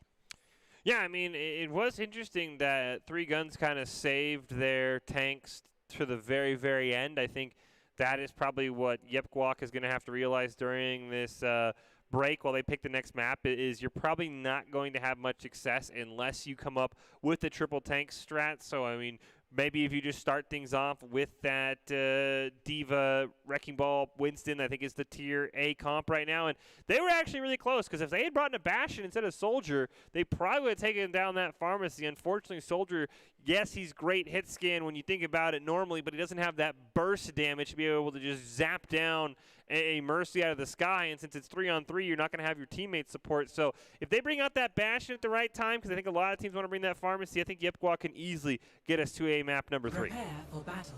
They're going to choose Black Select Forest your for the hero. next map here. We've seen kind of a variety of strategies here, but a lot of teams have opted to bunker down in the center of the map. We have about 5 seconds left before we see what is going to be chosen. First comps that are going to be brought out is the Far Mercy, but a Sigma instead of a Tracer being brought out. And we do see Asu is going to bring out the Reaper. Triple tank, not against a triple tank, and instead it's going to be against the Far Mercy. So the only one he can really focus down is going to be Donati here with 3 guns. Yeah, but I mean, if he's able to shred that Sigma and then the rest of Yepwalk can just kind of camp inside that house, we've seen that, you know, this far, you know, yes, she has great damage, but she's not able to hit you. She's not really going to be able to provide much to the team. She gets a great flank, though, as Max will totally catch a CBMX with his shield going in the wrong direction, but Modern Frost should be able to heal off a majority of that damage. Now Asu gets a huge pick, but there's going to be a revive that comes out. They forgot about Bortle on the Mercy being able to get that revive, so that huge pick for Asu proves unfortunately be a waste. I don't know if you'll get another opportunity as a Reaper to try to get a pick as good as that. Nope. No, he is able though to, yeah, he is. Maxwell takes Asu out, and that is really gotta burn. If he had just stayed there, you know, he would have been able to focus that Mercy down as well, but was just so confident, forgot about that revive ability, and that turned the match completely around for 3 Guns. Now gonna have the Barrage available. First time we've seen it tonight against CBMX or Modern Frost. It comes out, but and is gonna go on to Modern Frost and CBMX for a double and the early lead. Yeah, I mean, it was a great play by Asu to be able to catch Maxwell while he was building that rocket field. I mean, it was one of those things where you totally forget that the Mercy's going to be able to try and get that res off, and unfortunately that was the difference maker as Maxwell's able to get that rocket barrage. Did get hit by the flame strike, but nowhere near enough damage, even just standing still. So now with that taken off the table, looks like Yepwalk's going to run it back, and 3 Guns going to be with maybe our most aggressive comp we've seen all night with the Doomfist and the Reaper. I mean, it definitely seems like they're thinking that Triple Take is going to be brought out immediately. Asu takes out the Moira. The Maxwell evens it up by taking out CBMX, and again takes another double onto Asu. And that's going to be it for 3 Guns. You know, you brought up earlier, Fish, that this Doomfist could really be a key player, even though we haven't seen him that much tonight. Yeah, it was a great start. I mean, Asu in back-to-back games has done really everything he can for the team. He's gotten 2 eliminations. Unfortunately, Maxwell just played this perfectly. Unfortunately, Asu just kind of fell down right on top of him, and then Don Tony's able to gun down Modern Frost on that Lucio. So up against it, I like this comp here from Yepwalk. You go with the triple tank. You go with what we've seen. It's probably the best comp all night, and for 3 Guns, definitely an interesting one that Ash is going to have to put a lot of damage, and Echo's going to have to do as much as he can solo, because they're not going to have enough instant pop damage to go through a bunch of 600 health tanks. Yeah, and the Ash taking a whole bunch of damage from the Diva there. CBMX is going to be the first elimination, though, as a huge pick by Maxwell could turn this triple tank around. Diva trying to take the Echo out of the air. There it goes, very low on health, is able to heal up, though. They still have yet to take one out. Donati is able to take out Modern Frost. Asu taking a lot of damage, and, well, you got to hand it to 3 Guns. They took down Triple Tank. Yeah, I mean, they did a great job. We didn't quite see how the Echo was able to burn down the Winston so quickly. He just kind of fell over. As Don Tony will get our play of the game on this Reaper, and right after Asu had come up clutch, I wasn't surprised they didn't give it to Maxwell here. I guess it was technically Don Tony did more of the damage. Yeah. But it might be a thing like in League, you know, you got the last hit onto them or something, and it just, computer decided to give it to you instead. Well, that is the first team on to our next rounds with 3 Guns. Like I said, they felt like the strongest team from the group play we saw. Now we'll see if it's very good or if it's Kel-Like Bagels who's joining them. And I think Kel-Like Bagels might have the best triple tank comp. So I would love to see them and 3 Guns go at it, because I mean, as you mentioned, 3 Guns look like they might have solved the triple tank, but I mean, unfortunately, it was just an early Winston death that really set things behind for Yepwalk. Yeah, that was a very good pick from the Echo, was able to be able to get them that early advantage. And the next match is going to be, if I remember correctly, it's going to be Bagel versus Very Good Team. So we'll see if Very Good is able to really be a sleeper that we haven't noticed all tournament to suddenly become a threat, but you can't underestimate how strong Bagel's team has been.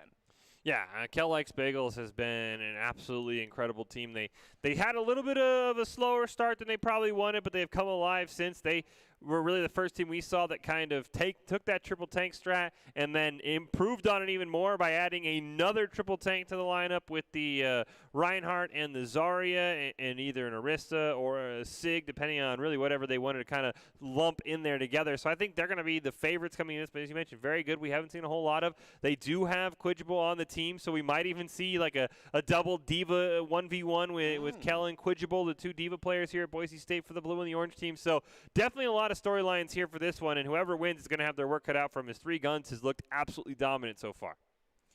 Yeah, Three Guns is a very dominant force. Bagel's team still going up against very good. And I will be curious if we see the Bastion comp come out at all to try to counter that Far Mercy, because we have seen the Far Mercy come back, but really the Bastion comp was only really used by BSU carries, and they were able to find some success on that. Yeah, I mean, I think you have to, because a lot of these teams have insisted on running a pharmacy to mixed results at best. I think that Three Guns definitely maybe had the best idea throwing that Wrecking Ball in, because you get that disruption that can really kind of clear the skies for the pharmacy. So maybe they have the answer, and that one would have some easier time taking down a Bastion, because Wrecking Ball could just ram right into the Bastion and kind of bump him around. But right now it's going to be very good, and Kel likes Bagels. Like I said, Kel likes Bagels has probably been our hottest team. We haven't seen a whole lot of very good, so I definitely could see this being a close series. And both these teams, I'm sure, will bring out that triple tank and maybe even run it right into each other in our game number one. But wouldn't it be quite a statement if Three Guns, a team that is largely made up of the newcomers that as we have been talking about, is able to take the overall victory in a statement and say, hey, we're ready to join the Broncos and make our mark? Yeah, I know Maxwell is an incoming Bronco, kind of put the team together, so definitely good things for him. The rest of his teammates have looked incredibly good as well, but, I mean, for Boise State, Kel likes Bagels. I mean, you've got two of Boise State's really better players for the blue team in Kel and Bagel, and then for very good, you still got Quidgible and some of the other players as well. So I think there's 6 talented players left here just on this game alone, and really either of them is going to be able to give Three Guns run for their money. It just comes down to who comes out on top and who has maybe the better triple tank strategy, because that feels like whichever one of those teams runs it better might finally be able to shut down Three Guns, because they've kind of maybe figured out a way around it. We haven't quite seen yet. Well, a little bit of a shout out to some of those other teams we saw on that bracket, like Holden Calculated, Java Express, and Grove Hotel. We might not have seen we had not have seen you tonight, and you might not have made it in the final rounds, but we do appreciate you playing. Yeah, we've seen a lot of talented teams. I'm sure we've missed a lot of talented teams as well, except for didn't try too hard. I don't think they maybe put in the effort that they would have liked, especially with that team name. Who knows? But yeah, I can't wait to see here with very good and Kel likes Bagels what we've got in store for us, and really who's going to be able to take down Three Guns, because I think Three Guns in our group stage might have already beat Kel likes Bagels, so that could be a bit of a revenge match, and maybe it's up to very good to be that team to dethrone the champion so far, because no one's been able to really keep pace with Three Guns. It's kind of shocking how much they've separated themselves from the rest of the pack. Well, we will see very soon how this next match turns up. If it is not right now, we might take a break for that next match, or we might have it. No, we do have it right now. So here we go on. It's going to be Bagel versus Very Good. Now, how they got their grammar has slipped even more. Yeah, I mean, last time they joined in the wrong order, they were still able to pull out a win. So you'd like to see, that really be snapped into shape if they make the next round. I don't know. Maybe they're going for Yoda here. You know what I mean? Yeah, maybe. I mean, I think that if you're gonna make the team comp, Kel likes Bagels. You got to make sure you put in how it's going to look in the group. And we see here, this is the triple tank mirror match to start things off with the Diva, the Wrecking Ball, and the Winston. So far as the first one taken out, Kel, just in the Baby Diva form. He's already had a clutch or two already in that form, and trying to sustain. Nope, not going to happen. He'll be taken down now. It's Quidgible's turn to survive. He's not going to be able to do it, so it's Jolts and Bolts in a 2v1. He does have a slight health advantage, but unfortunately he's now taken quite a bit. He's trying to gun down a large Bagel. He's going to turn into a 1v1, and then he'll just get absolutely ripped apart by life. Now, I'm surprised, as close as we were to the ledge there, we might have been able to see a little bit of an ability to try to knock out and get an environmental, although Diva and Winston could recover from that. So I suppose it's not too surprising that we didn't see that. But yeah, we had a great mirror match being brought up there. Now we're going to see who's the first to really not do the triple tank. Kel likes Bagels is still going to go with the triple tank. We do see Very Good. He's bringing out the Farmer. See with the Soldier.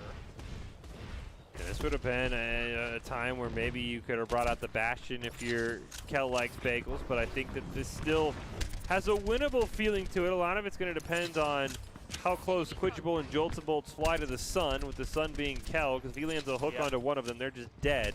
Yeah, that hook, if they can get the hook onto Mercy or even the Pharah, all of these targets have low enough health that a well-placed hook is going to spell the end for them.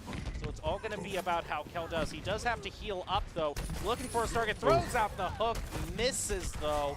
And now it's going to be another 4 seconds before he's going to get another chance. He is able to heal up again as that comes off cooldown.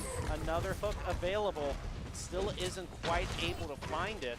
But they do have such a huge health pool that they are able to survive. Large Bagel is going to be getting the pick onto Sapphire.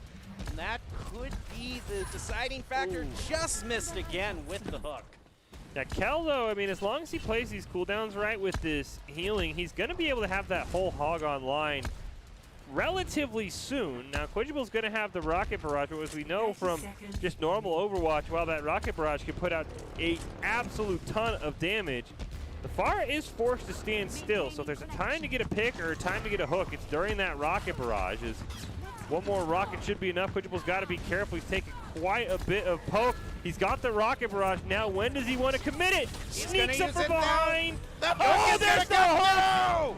Kel played that perfectly, and he's just going to whole hog jolt the bolts right off the edge. I love it. I absolutely love it. We called it out, and Kel found his opportunity. I'm going to want to see a replay of that. Yeah, Kel does a great job. He's staying away from the Rocket Barrage. Great ult tracking here, knowing, okay, he's either got a solo Rocket Barrage the hog, or he's got a Rocket Barrage the back line. Great right shield, and then there's that hook, and then the whole hog, and with nothing to fly through that Mercy was dead 6 ways to Sunday, unfortunately. But that's the play of the night right there. That was, I mean, for now, I don't like this Pharmacy plus Tracer. I just don't think it has the oomph, especially with very good coming out with this triple tank. I think you would have been better pressed for like a Reaper Sigma Bastion or something with a little bit more oomph, but we'll see. If we just saw what happens, unfortunately there's no Roadhog for the side of very good. Yeah, so if they survive long enough to build up another barrage, they don't necessarily have to worry about that counter to it. Pilot Diva coming up, very nice shot there by Large Bagel to stop the Pilot Diva from remeching and healing up, and Sapphire is taken out, so now it's all going to be all jolts and bolts. But with Cal and Link also down for the count, neither of these sides have the healing. And this Pharah is going to be able to stick to the air and just continue getting some chip damage. Now we're going to see, I was thinking we might see a little spin to win there, but not able to knock anyone off that point. Very low, and the shot at the last moment from the Pharah is going to do it for Cal Likes Bagels. Man, that was incredibly close there for a Large Bagel to be able to pull that one out. Great, honestly, flying there, be able to maintain his height for as long as possible, but it is Kel with the play of the game, and this was perfect. He reads that situation, knows all he needs is a hook, and then just says, I'm sorry, your flight has been canceled. Please go to the customer service counter for our nearest voucher. We're very sorry for the inconvenience. Truly, we're very sorry. Well, this event is brought to you by the Idaho Army National Guard, who invites you to take your critical thinking skills into real time with more than 10 positions offering a $20,000 bonus and your degree of choice paid for. The Idaho Army National Guard is one of the best teams to join out there. You can reach out to them at iGuard Gaming on Twitch. They are definitely a great partner for Boise State Esports, as they have made these kinds of events possible. Now we know the lineup. It's going to be 3 guns versus Large Bagel, but we still have. We should have another match. We still have one more. Yeah, we still have one more. I am getting way too ahead of myself. You're proclaiming. After a play like that, though, it's like that's the kind of play that you see and you think, oh, they won. Yeah, I mean, they did get the 3-0, so Very Good's going to have their work cut out for them. But they still have another map, so let's not count them out just yet. Maybe you've inspired them to reverse sweep and I would welcome that. I would welcome it to go to a game 3 after what I just said. So I would definitely welcome that for them to prove themselves here. Sapphire at Hanzo's. Yeah, I was like, it's interesting, but no. I mean, sorry, meta is, as I've heard Doc say several times, meta is meta for a reason. And right now, you try and change the meta, it doesn't work. I mean, Like's going to go down, but you see Joltabolt, he's very low. Quidgible's still got the baby diva, but I like don't. I like two divas for a split second there. They're both activating their defense matrices You're not against going each to other. shoot me, and I'm not going to shoot you. But yeah, that Hanzo was questionable at best, but very good. You have to wonder what that was about. You should have brought out the Winston, try and made it work. I guess maybe they thought if they can sneak a win, they could keep the Winston around, but even a headshot after headshot from a Hanzo, you're just not going to do I just think enough the damage. Hanzo's too slow in terms of damage. Yeah, you're not going to do enough. Tanks. Ooh, Now I a like Reaper might be able to push through those Shocked things. they left the Zarya on the table. I would have liked the Zarya over a Moira. Kel likes bagels, but you have that sustain. There's the hook. Unfortunately, onto the wrong person. I think he missed the follow-up shot as well, so Like will go down, Kel will follow, and good luck, a large bagel. Yeah, I mean, just Reaper's kind of more than willing to just get in your face in a small hallway like that. Large Bago is just going to fade away. He's doing everything he can, and yeah, I mean, unfortunately for Kel likes bagel, Kel got the hook onto Jolts and Bolts and just missed the shot. And if they are able to take down the enemy Rhine, I think they would have stood a chance, just like a normal Overwatch. Whoever's Rhine dies first is usually going to lose. So just an unfortunate shot there from Kel, and I think for Kel likes bagels, you run it back and you slam in the Zarya because you know the Reaper's gone. They really don't have a tank buster now for very good. Well, that's the first time that's interesting, bringing out the Junkrat there. Yeah, I mean, I guess if you expected a triple tank, I mean, those grenades would eventually do a decent amount of chip damage. And actually, it's not the first time we've seen him. I believe we saw him at the very beginning, but he really wasn't a huge play there. So to come out here, Jolt's taking a lot of damage there. Is just going to get bursted down by all three members of Kel Likes Bagels. And now they are looking. They've got him trapped here in the stairwell. And I would imagine that dynamite there, you don't want to be in a close quarters with that going on. No, it still goes off. You can see the ticking damage going there for a large bagel. There's that grenade Junkrat spam. Quintuple is low, but should be able to heal himself up. And they just need, honestly, a Roadhog hook. If they just all run in together, I think Kel Likes Bagel should be fine. But you're also more than, safe if you just play the safe route, wait for the control area to unlock, and just kind of stand on top of it. Very good. Not really close to any game-changing ult. The Riptire is the one that Safar would need for a chance here. And he's gonna, great job. Caught a large bagel off guard. Like goes down, and just like that, gets the hook. Immortality field too late. Kel's gonna run away, and yeah, I don't think the Baptiste with that healing. Yeah, in one or two more heals, he should get the whole hog as well. I think this should be a win for Kel. Unless he C9s the capture area. that could be, it looks like the capture is just going to unlock. He's going to wait for Quidgeable to just go onto the capture point and then just hook him. He's perfectly content for waiting. He got spotted out there by Quidgeable. Now the capture point has unlocked. They have to go on to that point. He's just going to play a little ring around the rosy here, find the hook, and Bago gets it. There it is. I mean, honestly, that was a great job by Safar and Quidgeable. I did not expect them to be able to get this pick right here. I think, unfortunately, a large bagel didn't expect that Junkrat to just jump on top of him and just erased him immediately. But still, Kel comes in so clutch. That hook was all perfectly timed. He needed that to make it a 1v1 and just waited it out. And very good's going to say, all right, we got to go to the triple tank with our lives on the line, and unfortunately for Kel Likes Bagel, I don't know if this comp's going to work too much. Yeah, I don't think a McCree can burn through that much health that fast there. Might be able to stun one of them, and if they all focus on one at the same time, maybe, but what they got to do is get in there, get their pick onto Light or Squishy like that, and they're going to go right in there, focus down a large bagel here. Just kind of rolls out of the way, back into the spawn, hits him right in the face. He's actually doing a lot of damage to Jolts and Bolts. They're able to get him down to 139, but that's just going to do it. Triple Tank is one of the best for a reason. Yeah, but now the question is going to come down to what non-triple tank comp can you win with? Because obviously these three heroes are going to be banned away now for very good. Kel Likes Bagels has already used that as well. So honestly, here, if I'm one of these teams, if you pull out a Bastion, I think you win, because I think the other team's going to maybe try and pull off Pharmacy. And actually, no. I think that Kel-Like's Bagels still could have used a Bastion. They could have melted that Mercy or that Junkrat, but they'll bring the McCree, and meanwhile, Very Good's going to bring out a very, very interesting, hyper-aggressive comp.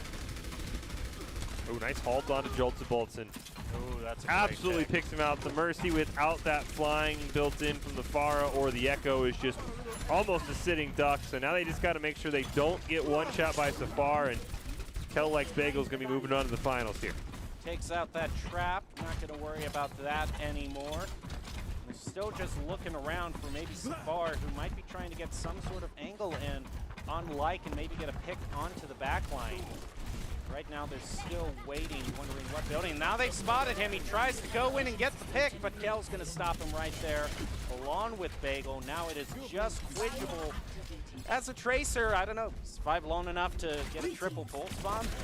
I don't know about that. Triple pulse bomb on the capture area, because you can see Kel-Like's Bagels while camping there, so it would be up to Lank to land an immortality field. The question is going to be, yeah, he's got to get 50% ult charge, and he just wasn't able to do it in time. So Kel-Like's Bagels, a little bit closer than what they maybe were expecting, but they're still moving on, and they'll take on 3 guns, and I think that's our 2 best teams that we've seen all night going to be playing each other. But it is going to be Safar on the Junkrat that takes the play of the game.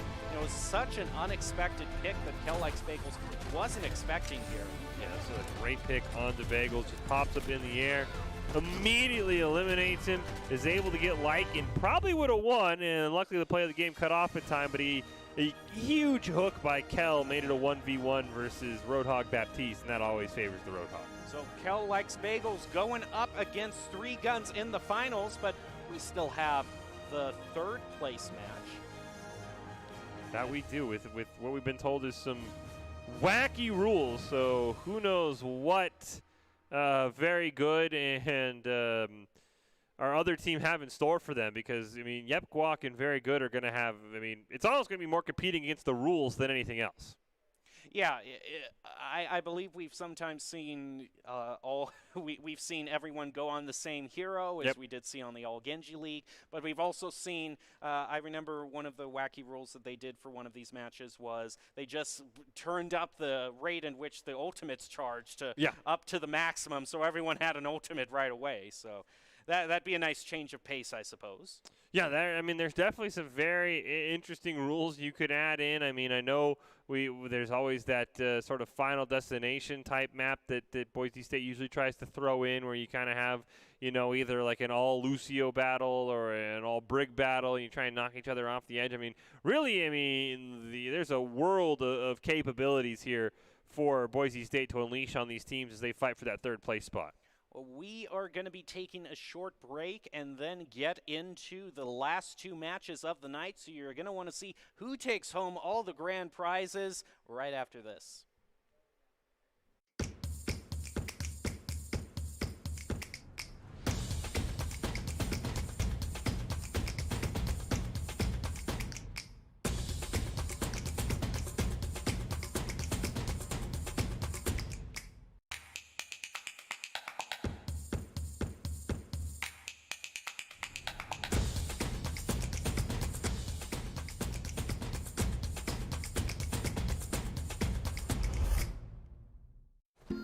A rogue virus.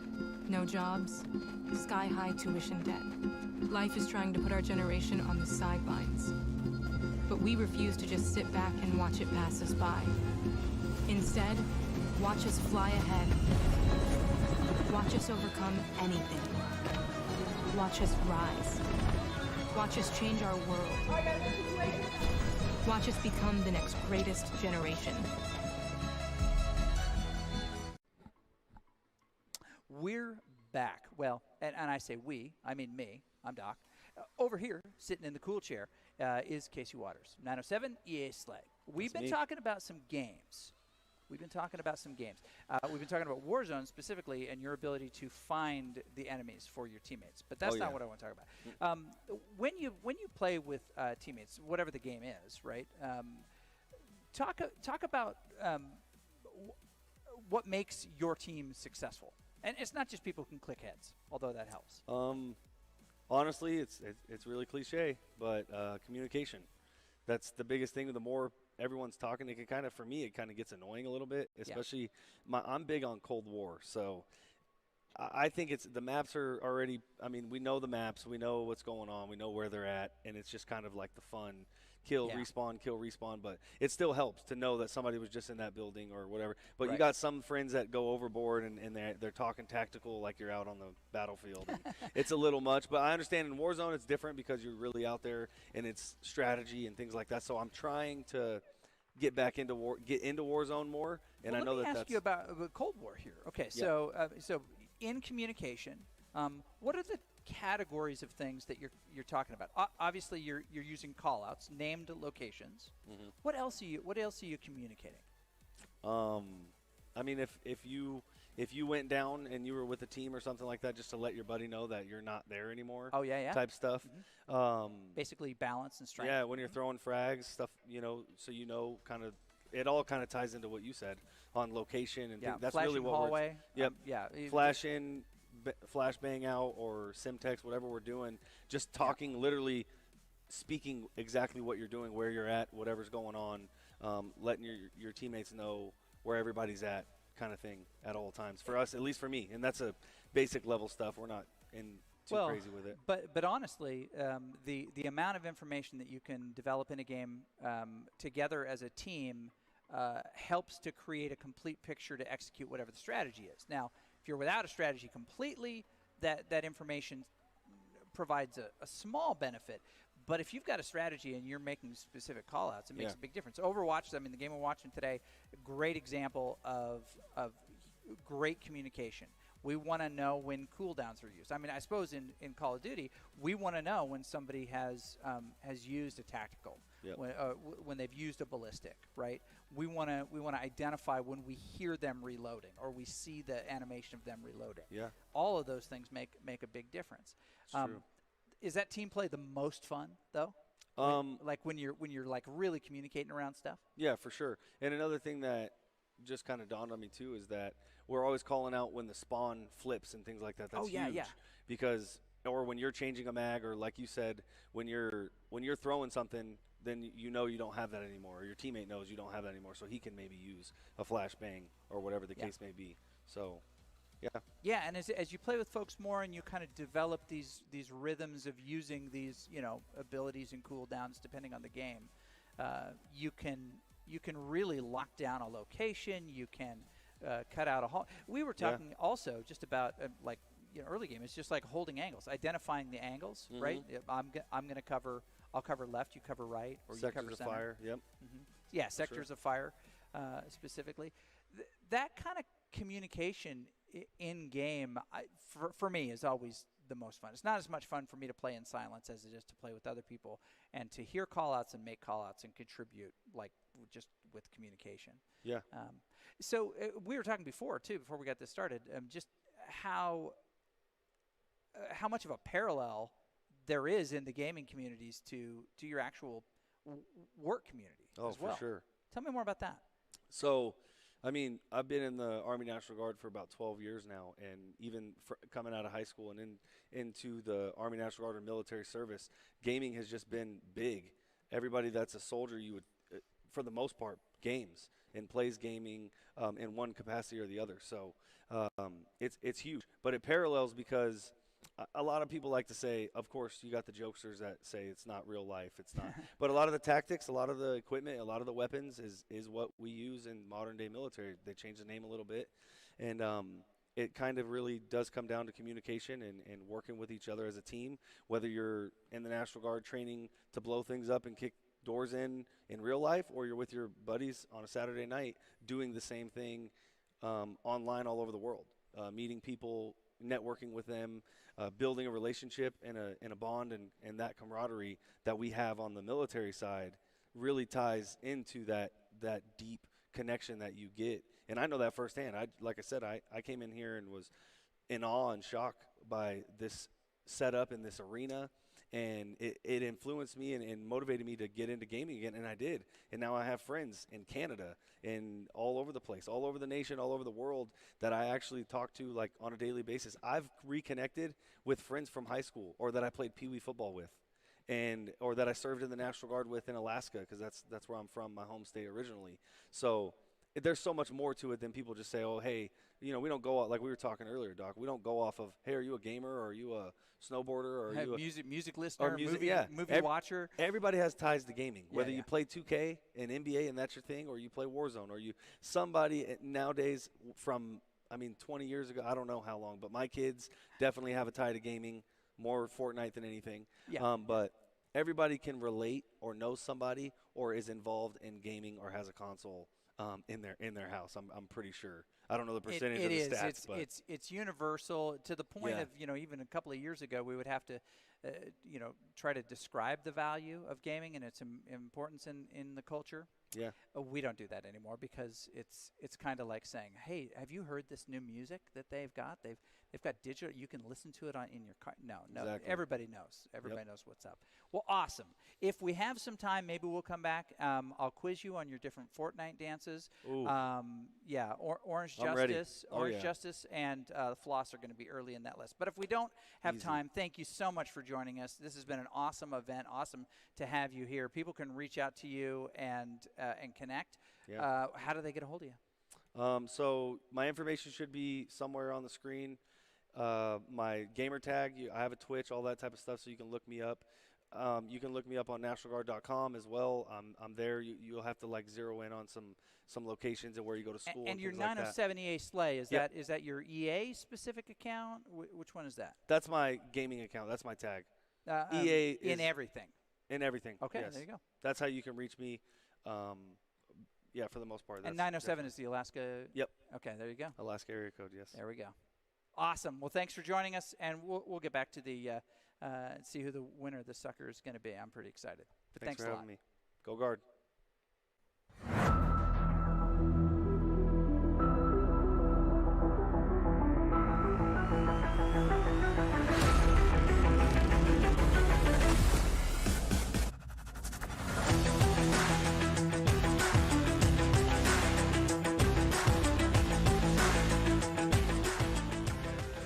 Welcome back to the Boise State Game Pants Esports Arena. You're watching our coverage of the 3v3 Overwatch Showdown brought to you by the Idaho Army National Guard. I'm still your host, Jacob Jim Palmer, joined by Mike Fish Fisher. And Fish, we are just about to wrap up the night to see who takes home all of the goodies that we are looking at right now, those headphones and those loot boxes in the grand final. But before we can get to that, we have got our third place match that is going to be coming up pretty soon. Yeah, we've got some kind of crazy rule structure that probably throws everything we've seen today right out the window, so it's impossible to make any predictions between very good and what I've been told is now called Nope Guac, because as we noticed in the last round, there is no more guac left. I mean, guac usually doesn't last very long if it's made well, so I totally understand. So I really, it's going to throw everything out the window. We have no idea what Doc has cooked up. He's always seems to have about 12 to 13 crazy custom games up his sleeve. So cannot wait to see exactly what these players are dealing with. They probably have no idea, just like we have no idea. I mean, this was the rules for the original. This is the rules we'll see when we get to our championship. But other than that, you could throw everything out the window besides that last bracket, because that's about all we know about these upcoming games. Well, it might be fun for all, but if Doc's setting that, it'll certainly be fun for Doc this next match. Yep. But I can't necessarily attest onto how much fun this is going to be for the players. I heard Doc laughing, one might almost say maniacally, before this match started. So I'm looking forward, because everyone's been telling me from production to Doc himself that this third place match between Nope Guac and Very Good should be pretty interesting. Yeah, I'll be really curious to see. I mean, I think a lot of it's going to come down to the rule set more than anything. I will say if it has that 3v3 flair still, I was going to say I think that Very Good may be favored, but I mean, anytime we go to the Overwatch version of Final Destination, you could throw anything else out of the window. Oh, no. Everybody's got their ultimates. They got a couple of whole hawks. Looks like the gravity's on about a million. Oh my goodness. And Asu just landed on the moon. He's now part of NASA. He's no longer allowed the BSU esports program. He's now in space. So everyone's on a very big trap. Well, I guess you just really need very good aim for this one. But no one really has the. Do you think you could? Oh, there goes the hook on the ground. So that one split second you're on the ground, you make your play. Yeah, it does look like they have a little bit of bonus health, and it does look like you only get one use of your ultimate. I mean, everybody had it at the start, but then nobody's got any charge. So you got to make sure you use your ultimate correctly. Everyone was just so excited. Oh, I just pressed Q. They probably all thought they had it permanently and didn't even realize it. So I think Very Good probably has just the comp advantage. I don't really see Modern Frost. I mean, he's probably going to have to like sacrifice himself and charge someone off the edge. Is probably the only way I really see that Reinhardt having much of an advantage. I mean, whose health is really going down at this point? Yeah, you probably should ban supports with this mode. Nobody's saying me ooh, the capture area. I don't know how anyone's going to stay on the capture area. That's going to be a bit difficult. I don't know. Maybe Doc thought this map was this rule set was going to be so much fun. He just never wanted it to stop, and so no one's really losing that much health right now. Well, if they have to stay in the capture area, it actually could cause some issues because you're not going to be able to jump as much.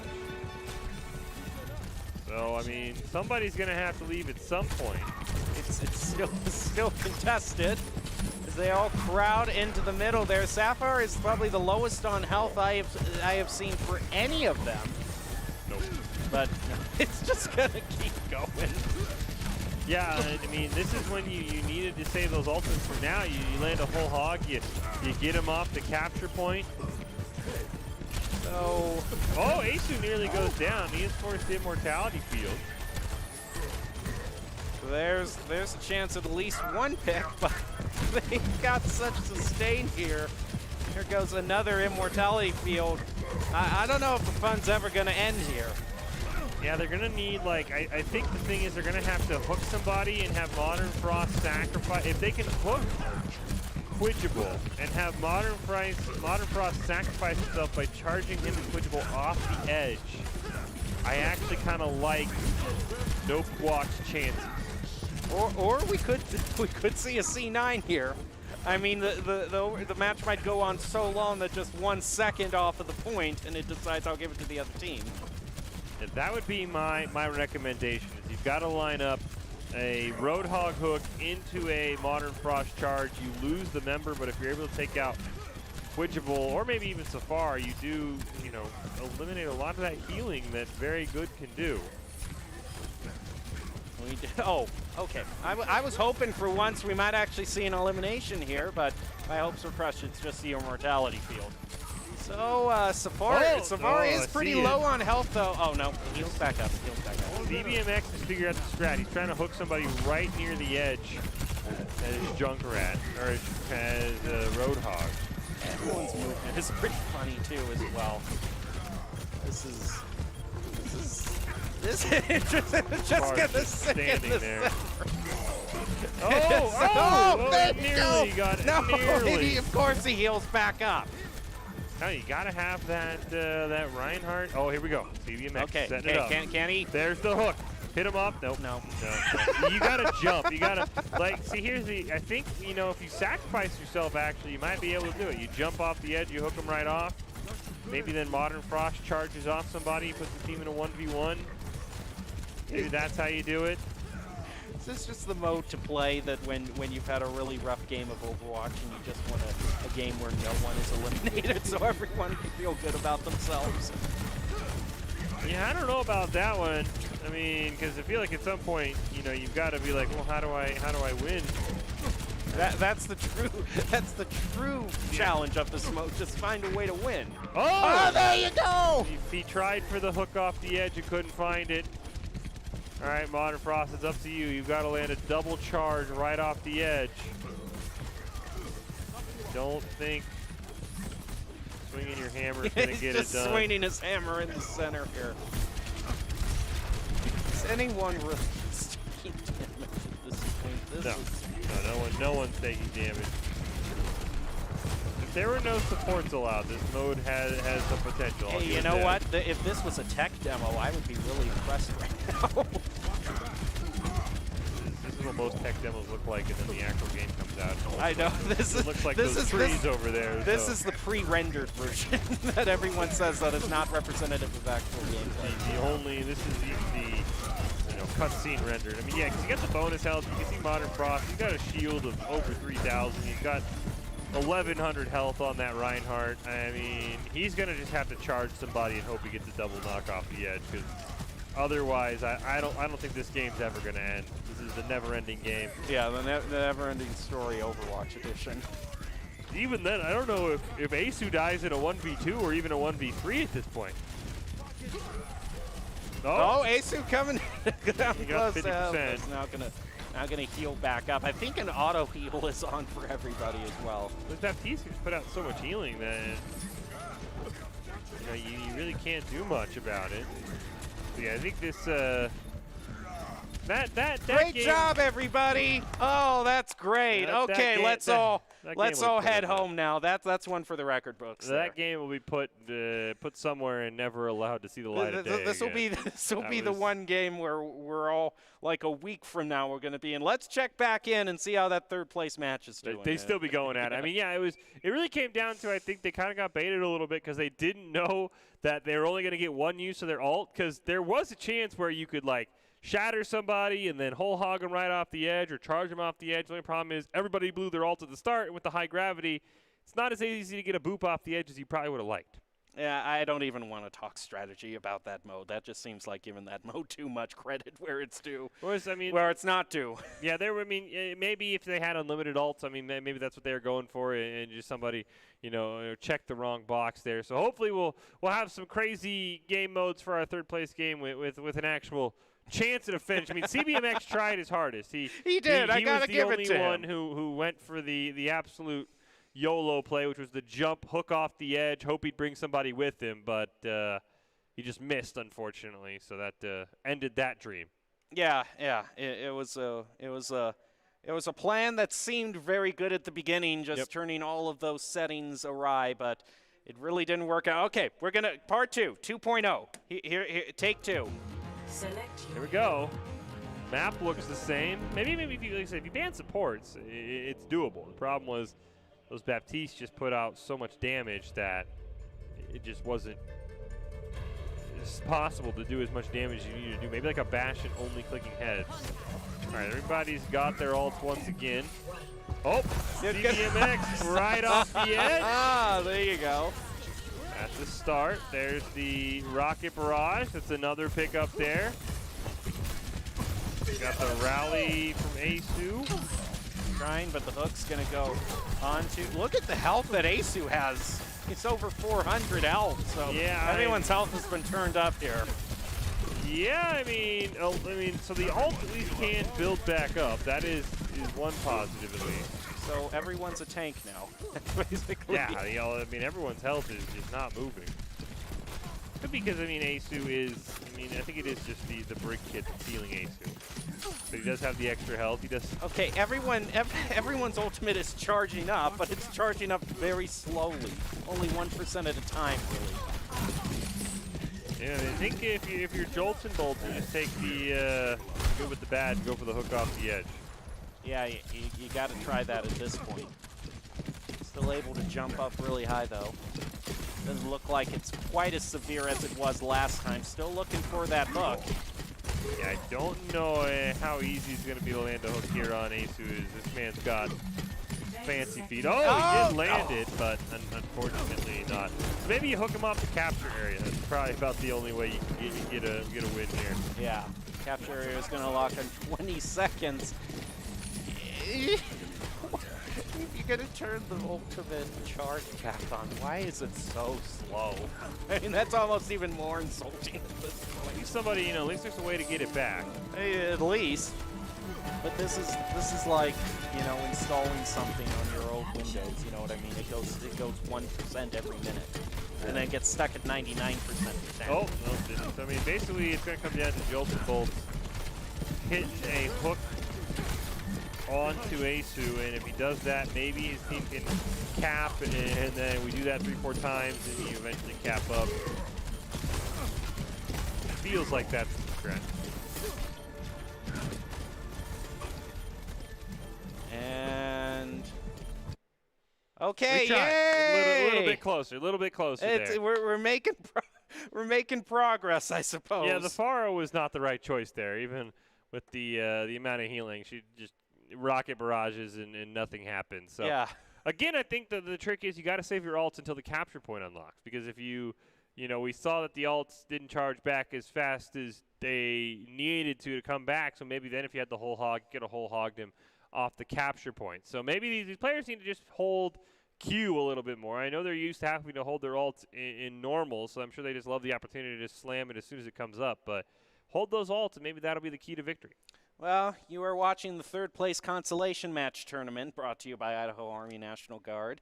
It just, this is, I haven't had a match like this where I can't even call a play being made. Yeah, so sometimes you just get too wacky, and you know you break something internally in the games. Like no, you can't have that much fun in Overwatch. So okay, take 3.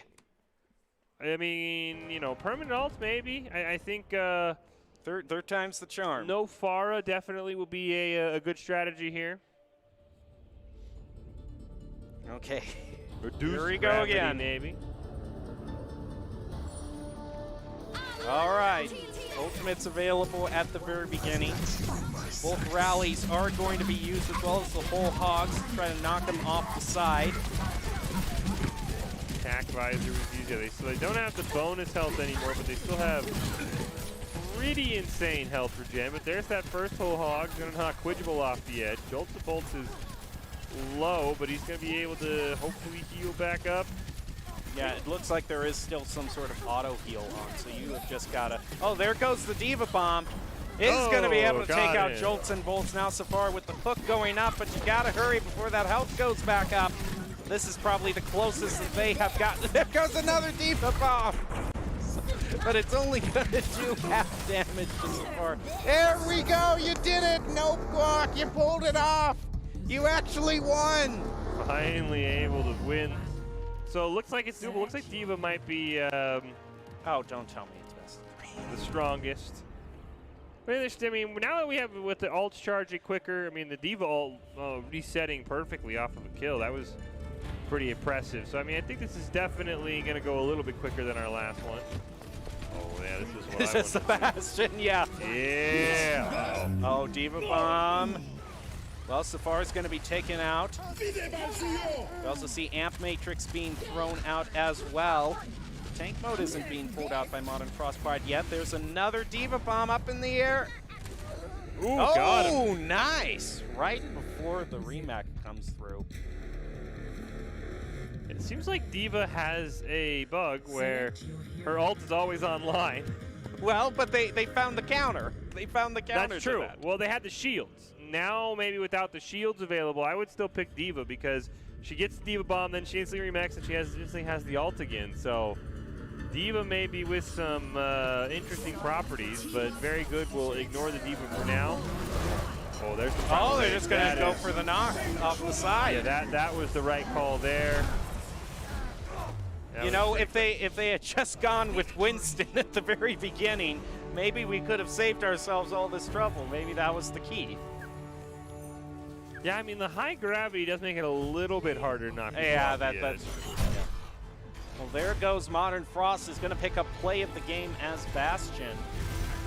And I think, yeah, he was the one who found the counter to just having a Diva Bomb all around. Just take out the pilot Diva before he can remech at the very last moment. Well, that was the third place consolation match. Congratulations to Nope Glock for taking that. Brought to you by the Idaho Army National Guard, who invites you to take your critical thinking skills into real time with more than 10 positions offering a $20,000 bonus and your degree of choice paid for. The Idaho Army National Guard is one of the best teams to join out there. Reach out to them at iGuard Gaming on Twitch. So now we drift back down to ground and reality with it as we head into the final match, which is going to be 3 guns. Oh, I hear we actually have one more. Yeah, we got to do a little bit more than just a 1-game shot at the 3rd place. So we'll have another quite crazy, wacky rule structure. Hopefully, this one is going to be a little bit more fast-paced. I love to see the Diva. I mean, I think the Diva having the infinite self-destructs is a strategy that maybe you could use to your advantage. So, I mean, who knows what they've got up their sleeve. There's a ton of great custom games in Overwatch. I know Boise State loves that, that square platform out in the middle of nowhere, though, with the high gravity. So I would not be shocked if we somehow go back to that and have some sort of crazy rules, maybe permanent ult or something like that. That would be very interesting. So I can't wait to see what exactly comes up here between these two teams, between Nope, Guac, and Very Good for our potential last game in the 3rd place series. Yeah, we are dialing in the settings and making this match at least winnable here. And oh my God. Well, I wasn't waiting for this. I feel like I dropped into Verdansk and the gas is all around me now. It's like I've suddenly joined Warzone. Yeah. You know what this reminds me of? This reminds me of that old SpongeBob episode where Squidward's in the time machine and it malfunctions, and he just finds himself in the infinite void. This is that infinite void. This is something, all right. I mean, it looks like, there's a Dragon Strike. Ooh, this is coming down to the wire. I mean, I don't really know what happened, but Very Good was able to win. It just looks like this is just, your standard, Select your this is just your shoot 'em up bang bang map. See, Stanley, I didn't even finish building this part of the map because I never even expected you would be here in the first place.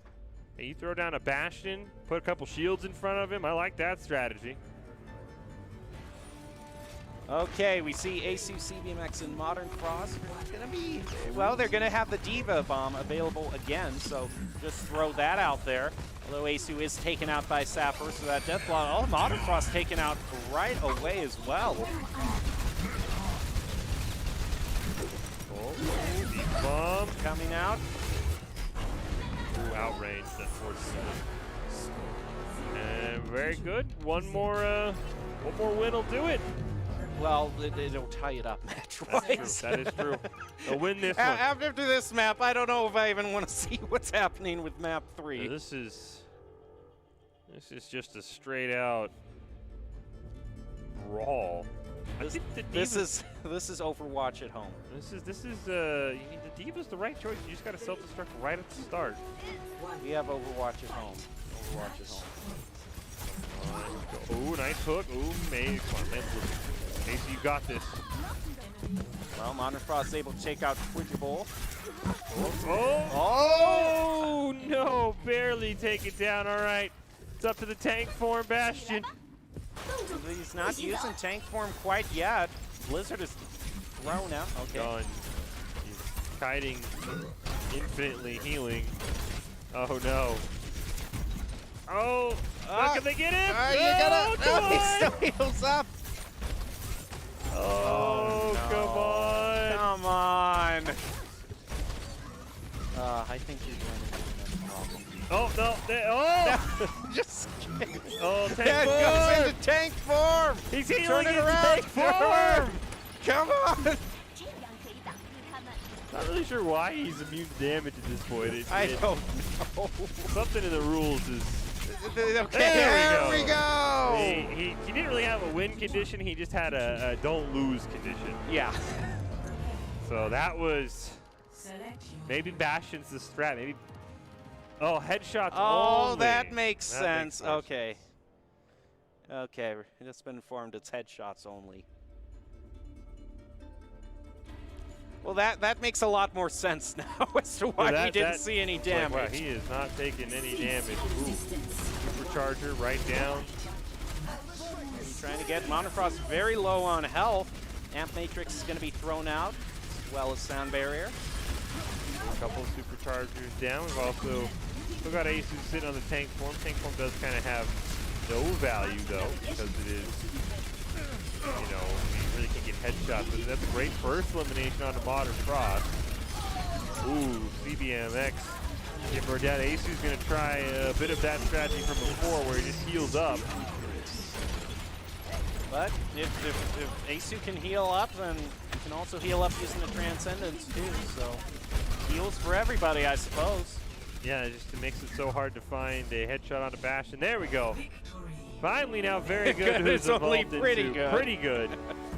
Gonna take So the now we're victory going there. to map 3. Combination of the two potentially. What? Hanzo's going to take the play of the game there. What if we get to the final match like the grand final and they just, you know, and they end it like a 3-0 sweep and it's so simple. Here we've been over trying to decide third place. Hey, look, there's still some valuable loot crates on the line for third place, so I don't blame them. Hey, they have earned those Yes. loot crates. Like, I think first place, third place has been the one who to truly earn their loot crates. Yeah, they still got one more. You know, we have no idea what's up the sleeve of Doc. We've got one more of those for that bottom row of loot crates for third place. So, I mean, it's going to be wild and wacky. And, I mean, I'm really curious to see what we come up with because, the headshots only, I can understand that, you know, for an Overwatch player rewarding the headshots. And be curious to see what our last mode is in Doc's crazy laboratory. So, are you wishing we were back to all Genji League? No, not at all. That was no. Maybe that'll be the last game. Everybody's got to play Genji, and you immediately start with the Dragon Blade, and you just see who can pop off faster. That might honestly be a great way to end the third place game. Yeah, don't give them ideas at this point. It might be the most simple. All right, everyone's on Genji. You all have your ult ready to go right up the start. Just hit Q and go from there. Honestly, wouldn't blame him. I'm laughing through the internal pain right now at what we have seen for this third place match. But we've got to break this tie somehow. Yep. Yeah, we cannot end on a 1-1 draw, especially with these loot crates on the line. I would not be happy if I had to share them with somebody. So I can only imagine what we're brewing up to make happen. Meanwhile, I'm sure Three Guns and Kel Likes Bagels are very glad they made the championship instead of the third place game. They're like, we're supposed to be the focal easier. point right now. Yeah, they have it much easier than the third place teams do. Oh, okay. Here we go. This is the tiebreaker between Nope Guac and Pretty Good. We're going to still just be on, we're just going to have a nice change of color here, but no real change to the map itself. The green, change away from green is a nice touch. Oh, they're still going to have their ultimates available right at the very beginning. Oh, and that Gravity Flex is going to go right on. Take it. What? This is Overwatch at its purest. Just shoot the other man right off the spot. Which, coming from headshots only, you're probably like, okay, what does Doc have cooked up? And maybe you weren't ready for I appreciate the brevity. I appreciate the brevity. So this is, this is. I'm thinking you just Rhine and you just mash Q as hard as possible right off the That's spawn. true. Just do a shatter right off the bat and might hit somebody. Get everybody. Okay, CBMX definitely has that idea. Needs to get close. Where is he going? They have what? left the battlefield.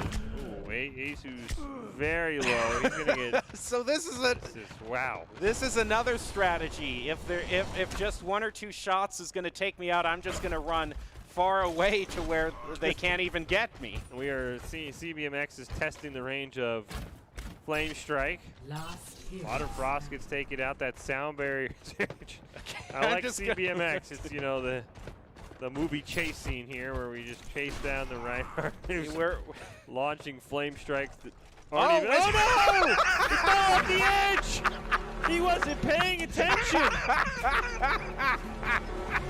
He just totally thought there was probably an invisible wall there. Just whoop, right off the edge. Was not even. Oh, now the camera's got to race back to the battlefield in time. I'm sorry. BMX is broken, Jim Mount. Well, I gotta give. Okay, so they're gonna try to survive with the Transcendence right off the bat. That is going to wear out Flashbane onto Modern Frost. CBMX answers that back by taking out Quidgeable. Jolts and Bolts uses the Shatter. Oh, got him. There we go. Woo! Congratulations to Pretty Good. That was, what a way to end it. Unfortunately, CBMX will probably never forget just simply walking off the edge. I mean, this map looks like it could go on forever and ever, so. Yeah, probably just didn't even think about it. He's just like, oh, you know, oh, nice flashbang there. Then just didn't quite finish him off, but hey, that's a way to take third place for very good. Yeah. Big shout out to them for, you know, more surviving the rules than anything else. Yeah, that is, yeah, you're not playing against the other team, you're playing against the rules themselves. Yeah, that was something else. I still can't believe, I would have loved to have seen the CBMX point of view there when he just walked off the edge. He had to think he, I would have like he was to sitting on the shatter, like you knew he thought he had something just absolutely perfect, just thought up. He's like, oh, I'll just shatter him. They'll get in range, easy flame strike, and just right off the edge. Okay, I think everyone's deserved a little bit of a break after that. We'll be back with the grand final of this match and the climax of the night, as if we could have topped what we just saw. So stay tuned. We'll take a short break and be back.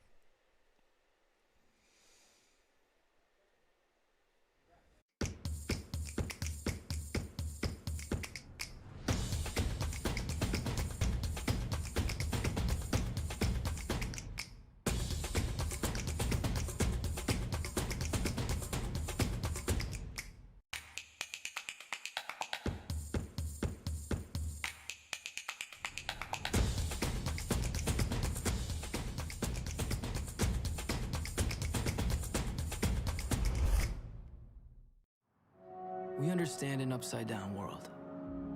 We understand a rogue virus, 0 jobs, and stratospheric tuition. But they're writing us off before we get to the starting line. A stalled generation? Not so fast. Who do you think is gonna fix all this? We will. We will because our future is the future. Because the life we have chosen has prepared us for this moment in history.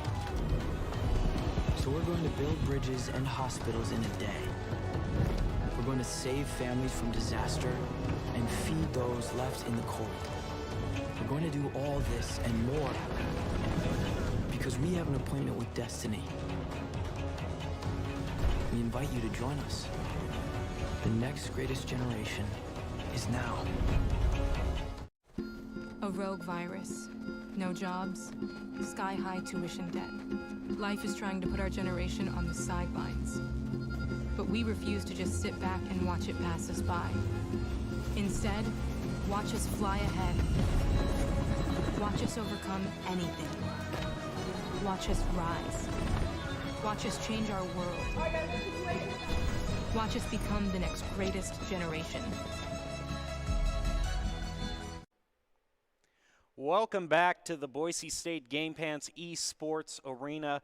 We are now getting to the final match of the night, the grand final of the 3v3 Overwatch Championship. 3 Guns versus Large Bagels, or Cal Likes Bagels, their team, and 2 very qualified teams for the final match. And again, we've kind of got a new guard and an old guard story, current players versus future players in this final match.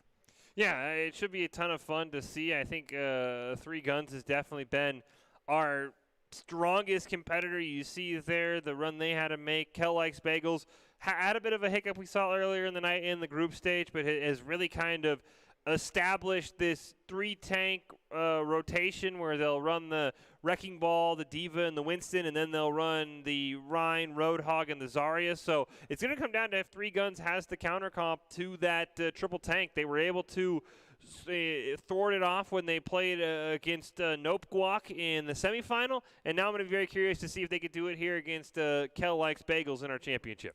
You are watching the grand final in the 3v3 Overwatch Showdown. It's 3 Guns versus Kel Likes Bagels.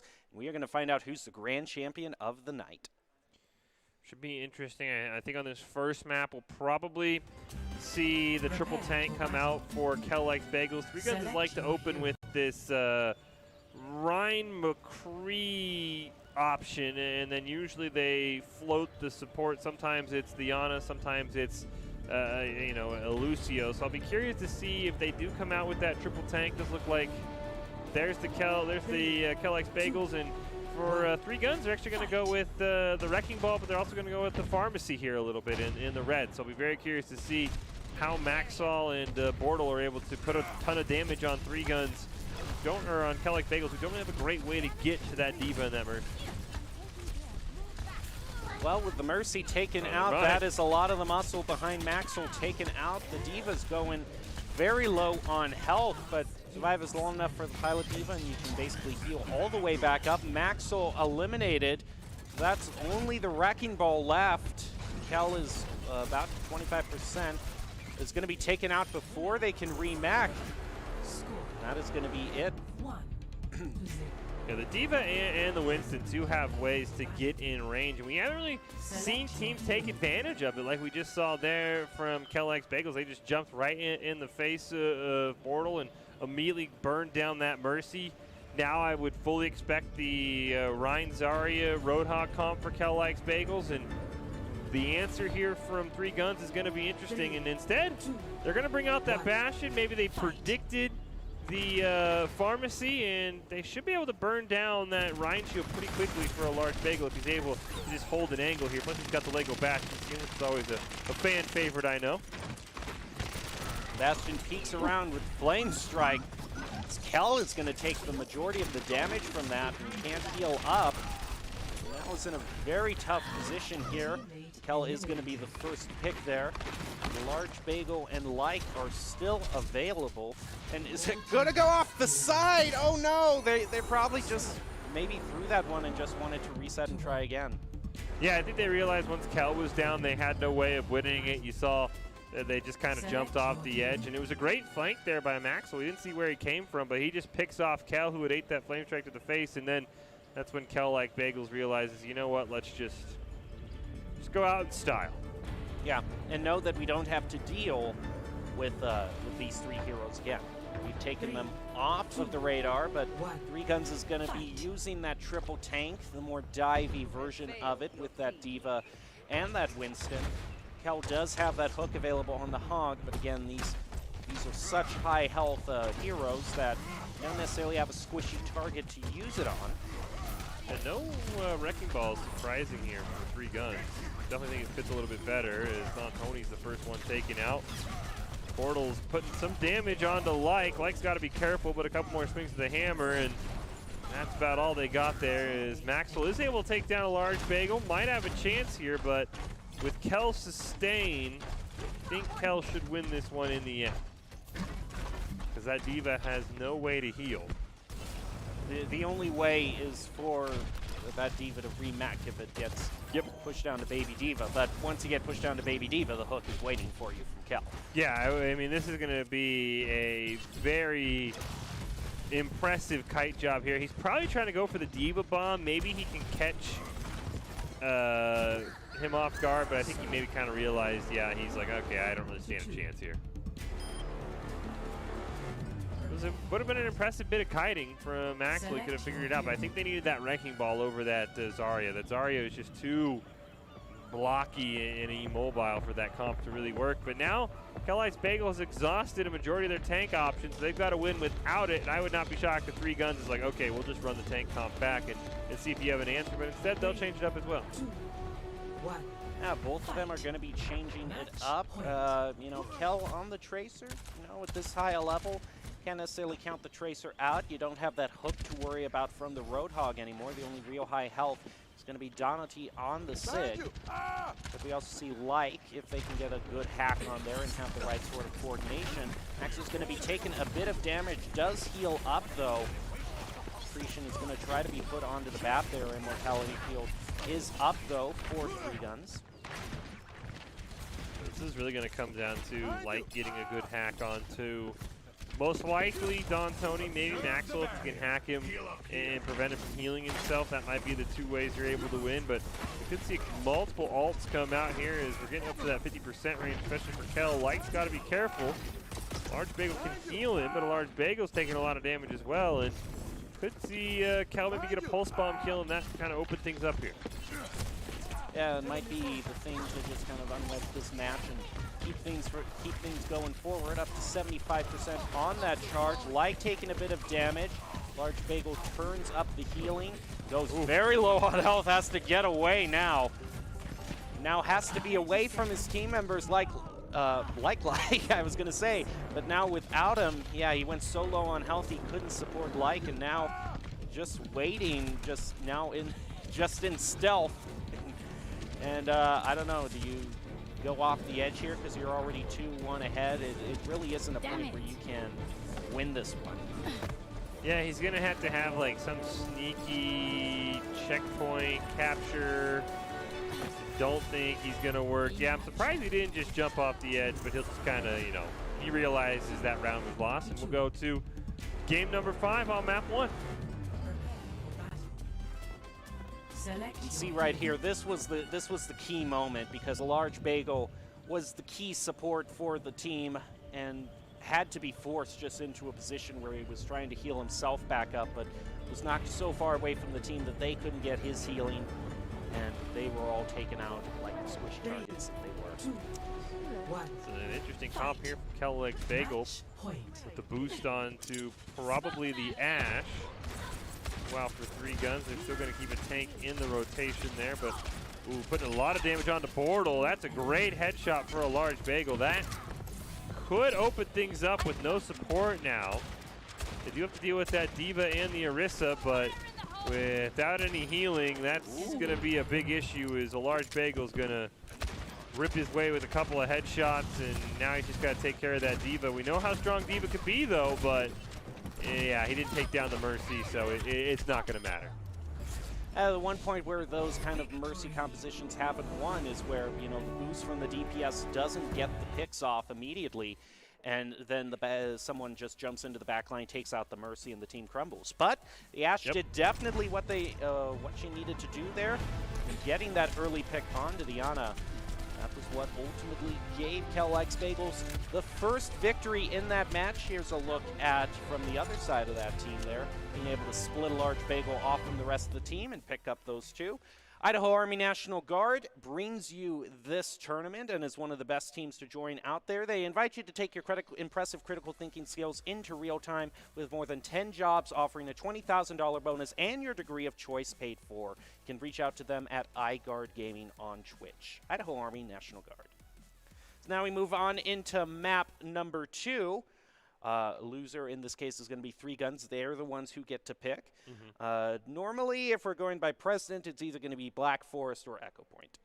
Yeah, I mean, I would think Black Forest is probably the pick. Maybe Echo Point, it does have a little bit more of closed corridors that you can maybe bait those triple tanks into, because I mean, we clearly have seen that Kel-Legs Bagel has shown their hand. They're going to come out with the Winston, Diva, and the Wrecking Ball. They're going to at some point incorporate a Rhine, Hog, Zarya comp in there, and then they just have to pick up 1 win with some sort of miscellaneous comp. So maybe you would come out with like a Reaper as 3 guns to be able to counter those tanks. That might be something that we saw BSU carries do and was able to steal a win away from Very Good. But you've got to predict that Kel-Legs Bagel is going to come out with triple tank, and then they'll go from there.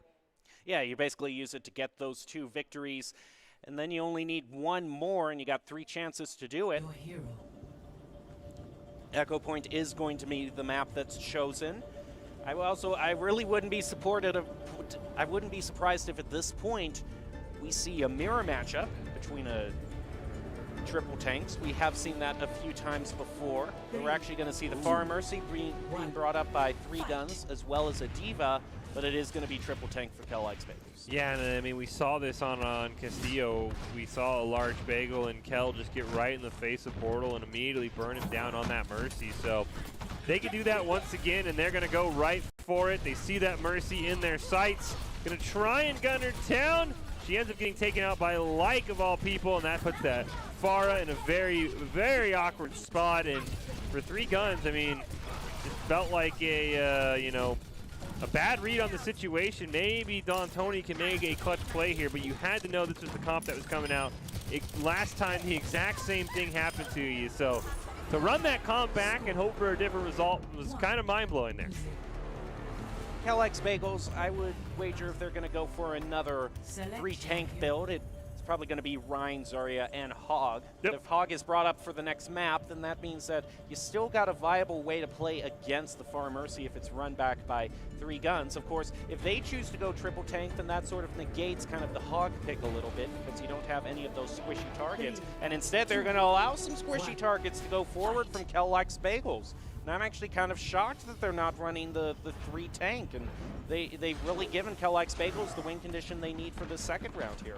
Yeah, hook onto Bortle or Maxwell's probably going to spell doom for 3 guns and put Kellex Bagel on match point. So it's going to be all about Kel with these hooks. He's landed some incredible ones today, not able to find that one. Got to wait the 6 seconds for it to come off cooldown. They're just getting right in their face, though. They are not scared at all. Maxwell, the first one going down. Bortle's the next target. D'Antoni will fall, and just like that, Kellex Bagels on match point. But now they've got a win without triple tank. And we'll see if 3 gun, maybe once they've saved their own triple tank comp, maybe they can bring that out and get a win or 2 here. But very interesting that Kellex Bagels has been able to run this comp consistently, and no team has decided to try and match them on it. And I was almost expecting it to just be mirror matches at this point between these two. And it really is a shock that 3 guns really has just kind of stuck to this 1 tank, 1 support, and 1 DPS for this final round. And Kellex Bagels are going to use every single tank that they can get their hands on here. Yeah, if they win this, they will have effectively banned every tank. It won't matter because they'll win the championship. But they have decided that tanks are the strategy. Crazy that 3 guns wanted to run it back with this composition. I don't think this is one of the stronger ones, especially when you had the Ball Diva Winston comp available to you, and that has been the best one all day. Halt misses, and they're just going to hold there. They probably want to land a charge flashbang onto somebody, so you see Kellex Bagels respecting that. D'Antoni's shield is breaking, and he's going to be taking out. Bortle is low, and now it's up to Maxwell. The future Bronco is going to have the clutch of a lifetime here if he wants to be able to keep this series alive. And instead, Kellex Bagels will just like that, on the back of every tank hero in the game, going to be our champions. Now for all those times we've heard him whooping and hollering all in the background, he has finally earned the right to do it. A large bagel, his namesake in the team name, is going to be, along with his teammates, the winner of the 3v3 Overwatch tournament. That is the final match of the night. Kellex Bagels taking it in convincing fashion, 2-0. They're going to get not only the loot boxes, but it looks like those great headphones as well. A well-earned victory for them, and especially after they lost their first match. They came back in convincing fashion. Yeah, it was that first match they lost, where they kind of, at the very end, were like, hey, let's try this, you know, Diva Wrecking Ball Winston comp, and they won. They weren't able to end up winning the match, but I think from there they kind of realized, okay, this comp has a lot of power. It has a lot of dive. Okay, now what else do we craft? All right, let's make another tank lineup. Let's go with almost the inverse, the slow, immobile Ryan Zarya Hog, but it just has so much health. It has so many shields. It has the healing and the hook. It was just so hard for teams to crack, and they did a great job in that last map. They're like, okay, let's just make sure we use every tank. We'll go with the Orisa Sig. I mean, those two used to be meta with the amount of shields they could throw out. We'll throw a Baptiste in there just to keep them all alive. And excellent job by Kellex Bagels, reading the meta, making the quick adjustments, and no team really opted to try and keep up with them. Well, that's all the time that we have got for tonight. A great thank you to all the teams who participated. A thank you to production and all the viewers of you out there. And, of course, a big thank you to the Idaho Army National Guard for collaborating with us to do this big event. Congratulations to Kellex Bagels and all of the other teams who finished in the top 3. That's going to do it for us tonight, but we'll be back in the future with more events in the coming days. But for now, have a good night.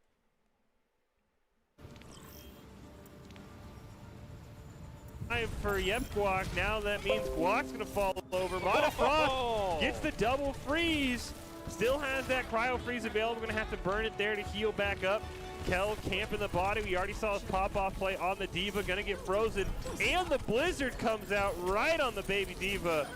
Nothing you could do there. Guac is so low right now. They're in a 2v2, but Kel's in the baby Diva form. He's got to survive as long as possible. Guac's at 20 HP. Can he get the remake off? He does it. And I think that might be the reason why Modern Frost loses is he just couldn't kill Kel in the remake. Oh no! Oh, he's gonna do it! He does. And extremely cautious. Wait for an opportunity. Asu taking a lot of damage, but he'll heal right back up. There it is! Oh, a hook into a hook! Unfortunately, he hooked the enemy Roadhog, so it's not going to be as much damage as he was looking for. Oh, there's another one! Kel coming out on top, and Asu is going to... Nice hook there onto the Hammond. The Hammond's got to be your first target because that Diva can just run away, and it's going to be a 1-on-2. Oh, they're both incredibly low. There's the hook, but he blew the hook, and now it's a remake chance here for Quidgible. Got to be careful. Baby Diva versus Hog. Oh! And Quidgible barely pulls it off. We have seen both of our... Not really close to any game-changing ults. The Riptire is the one that Safar would need for a chance here. And he's going to... Ooh, great job. Caught a large bagel off guard. Light goes down, and just like that, gets the hook. Immortality Field too late. Kel's going to run away, and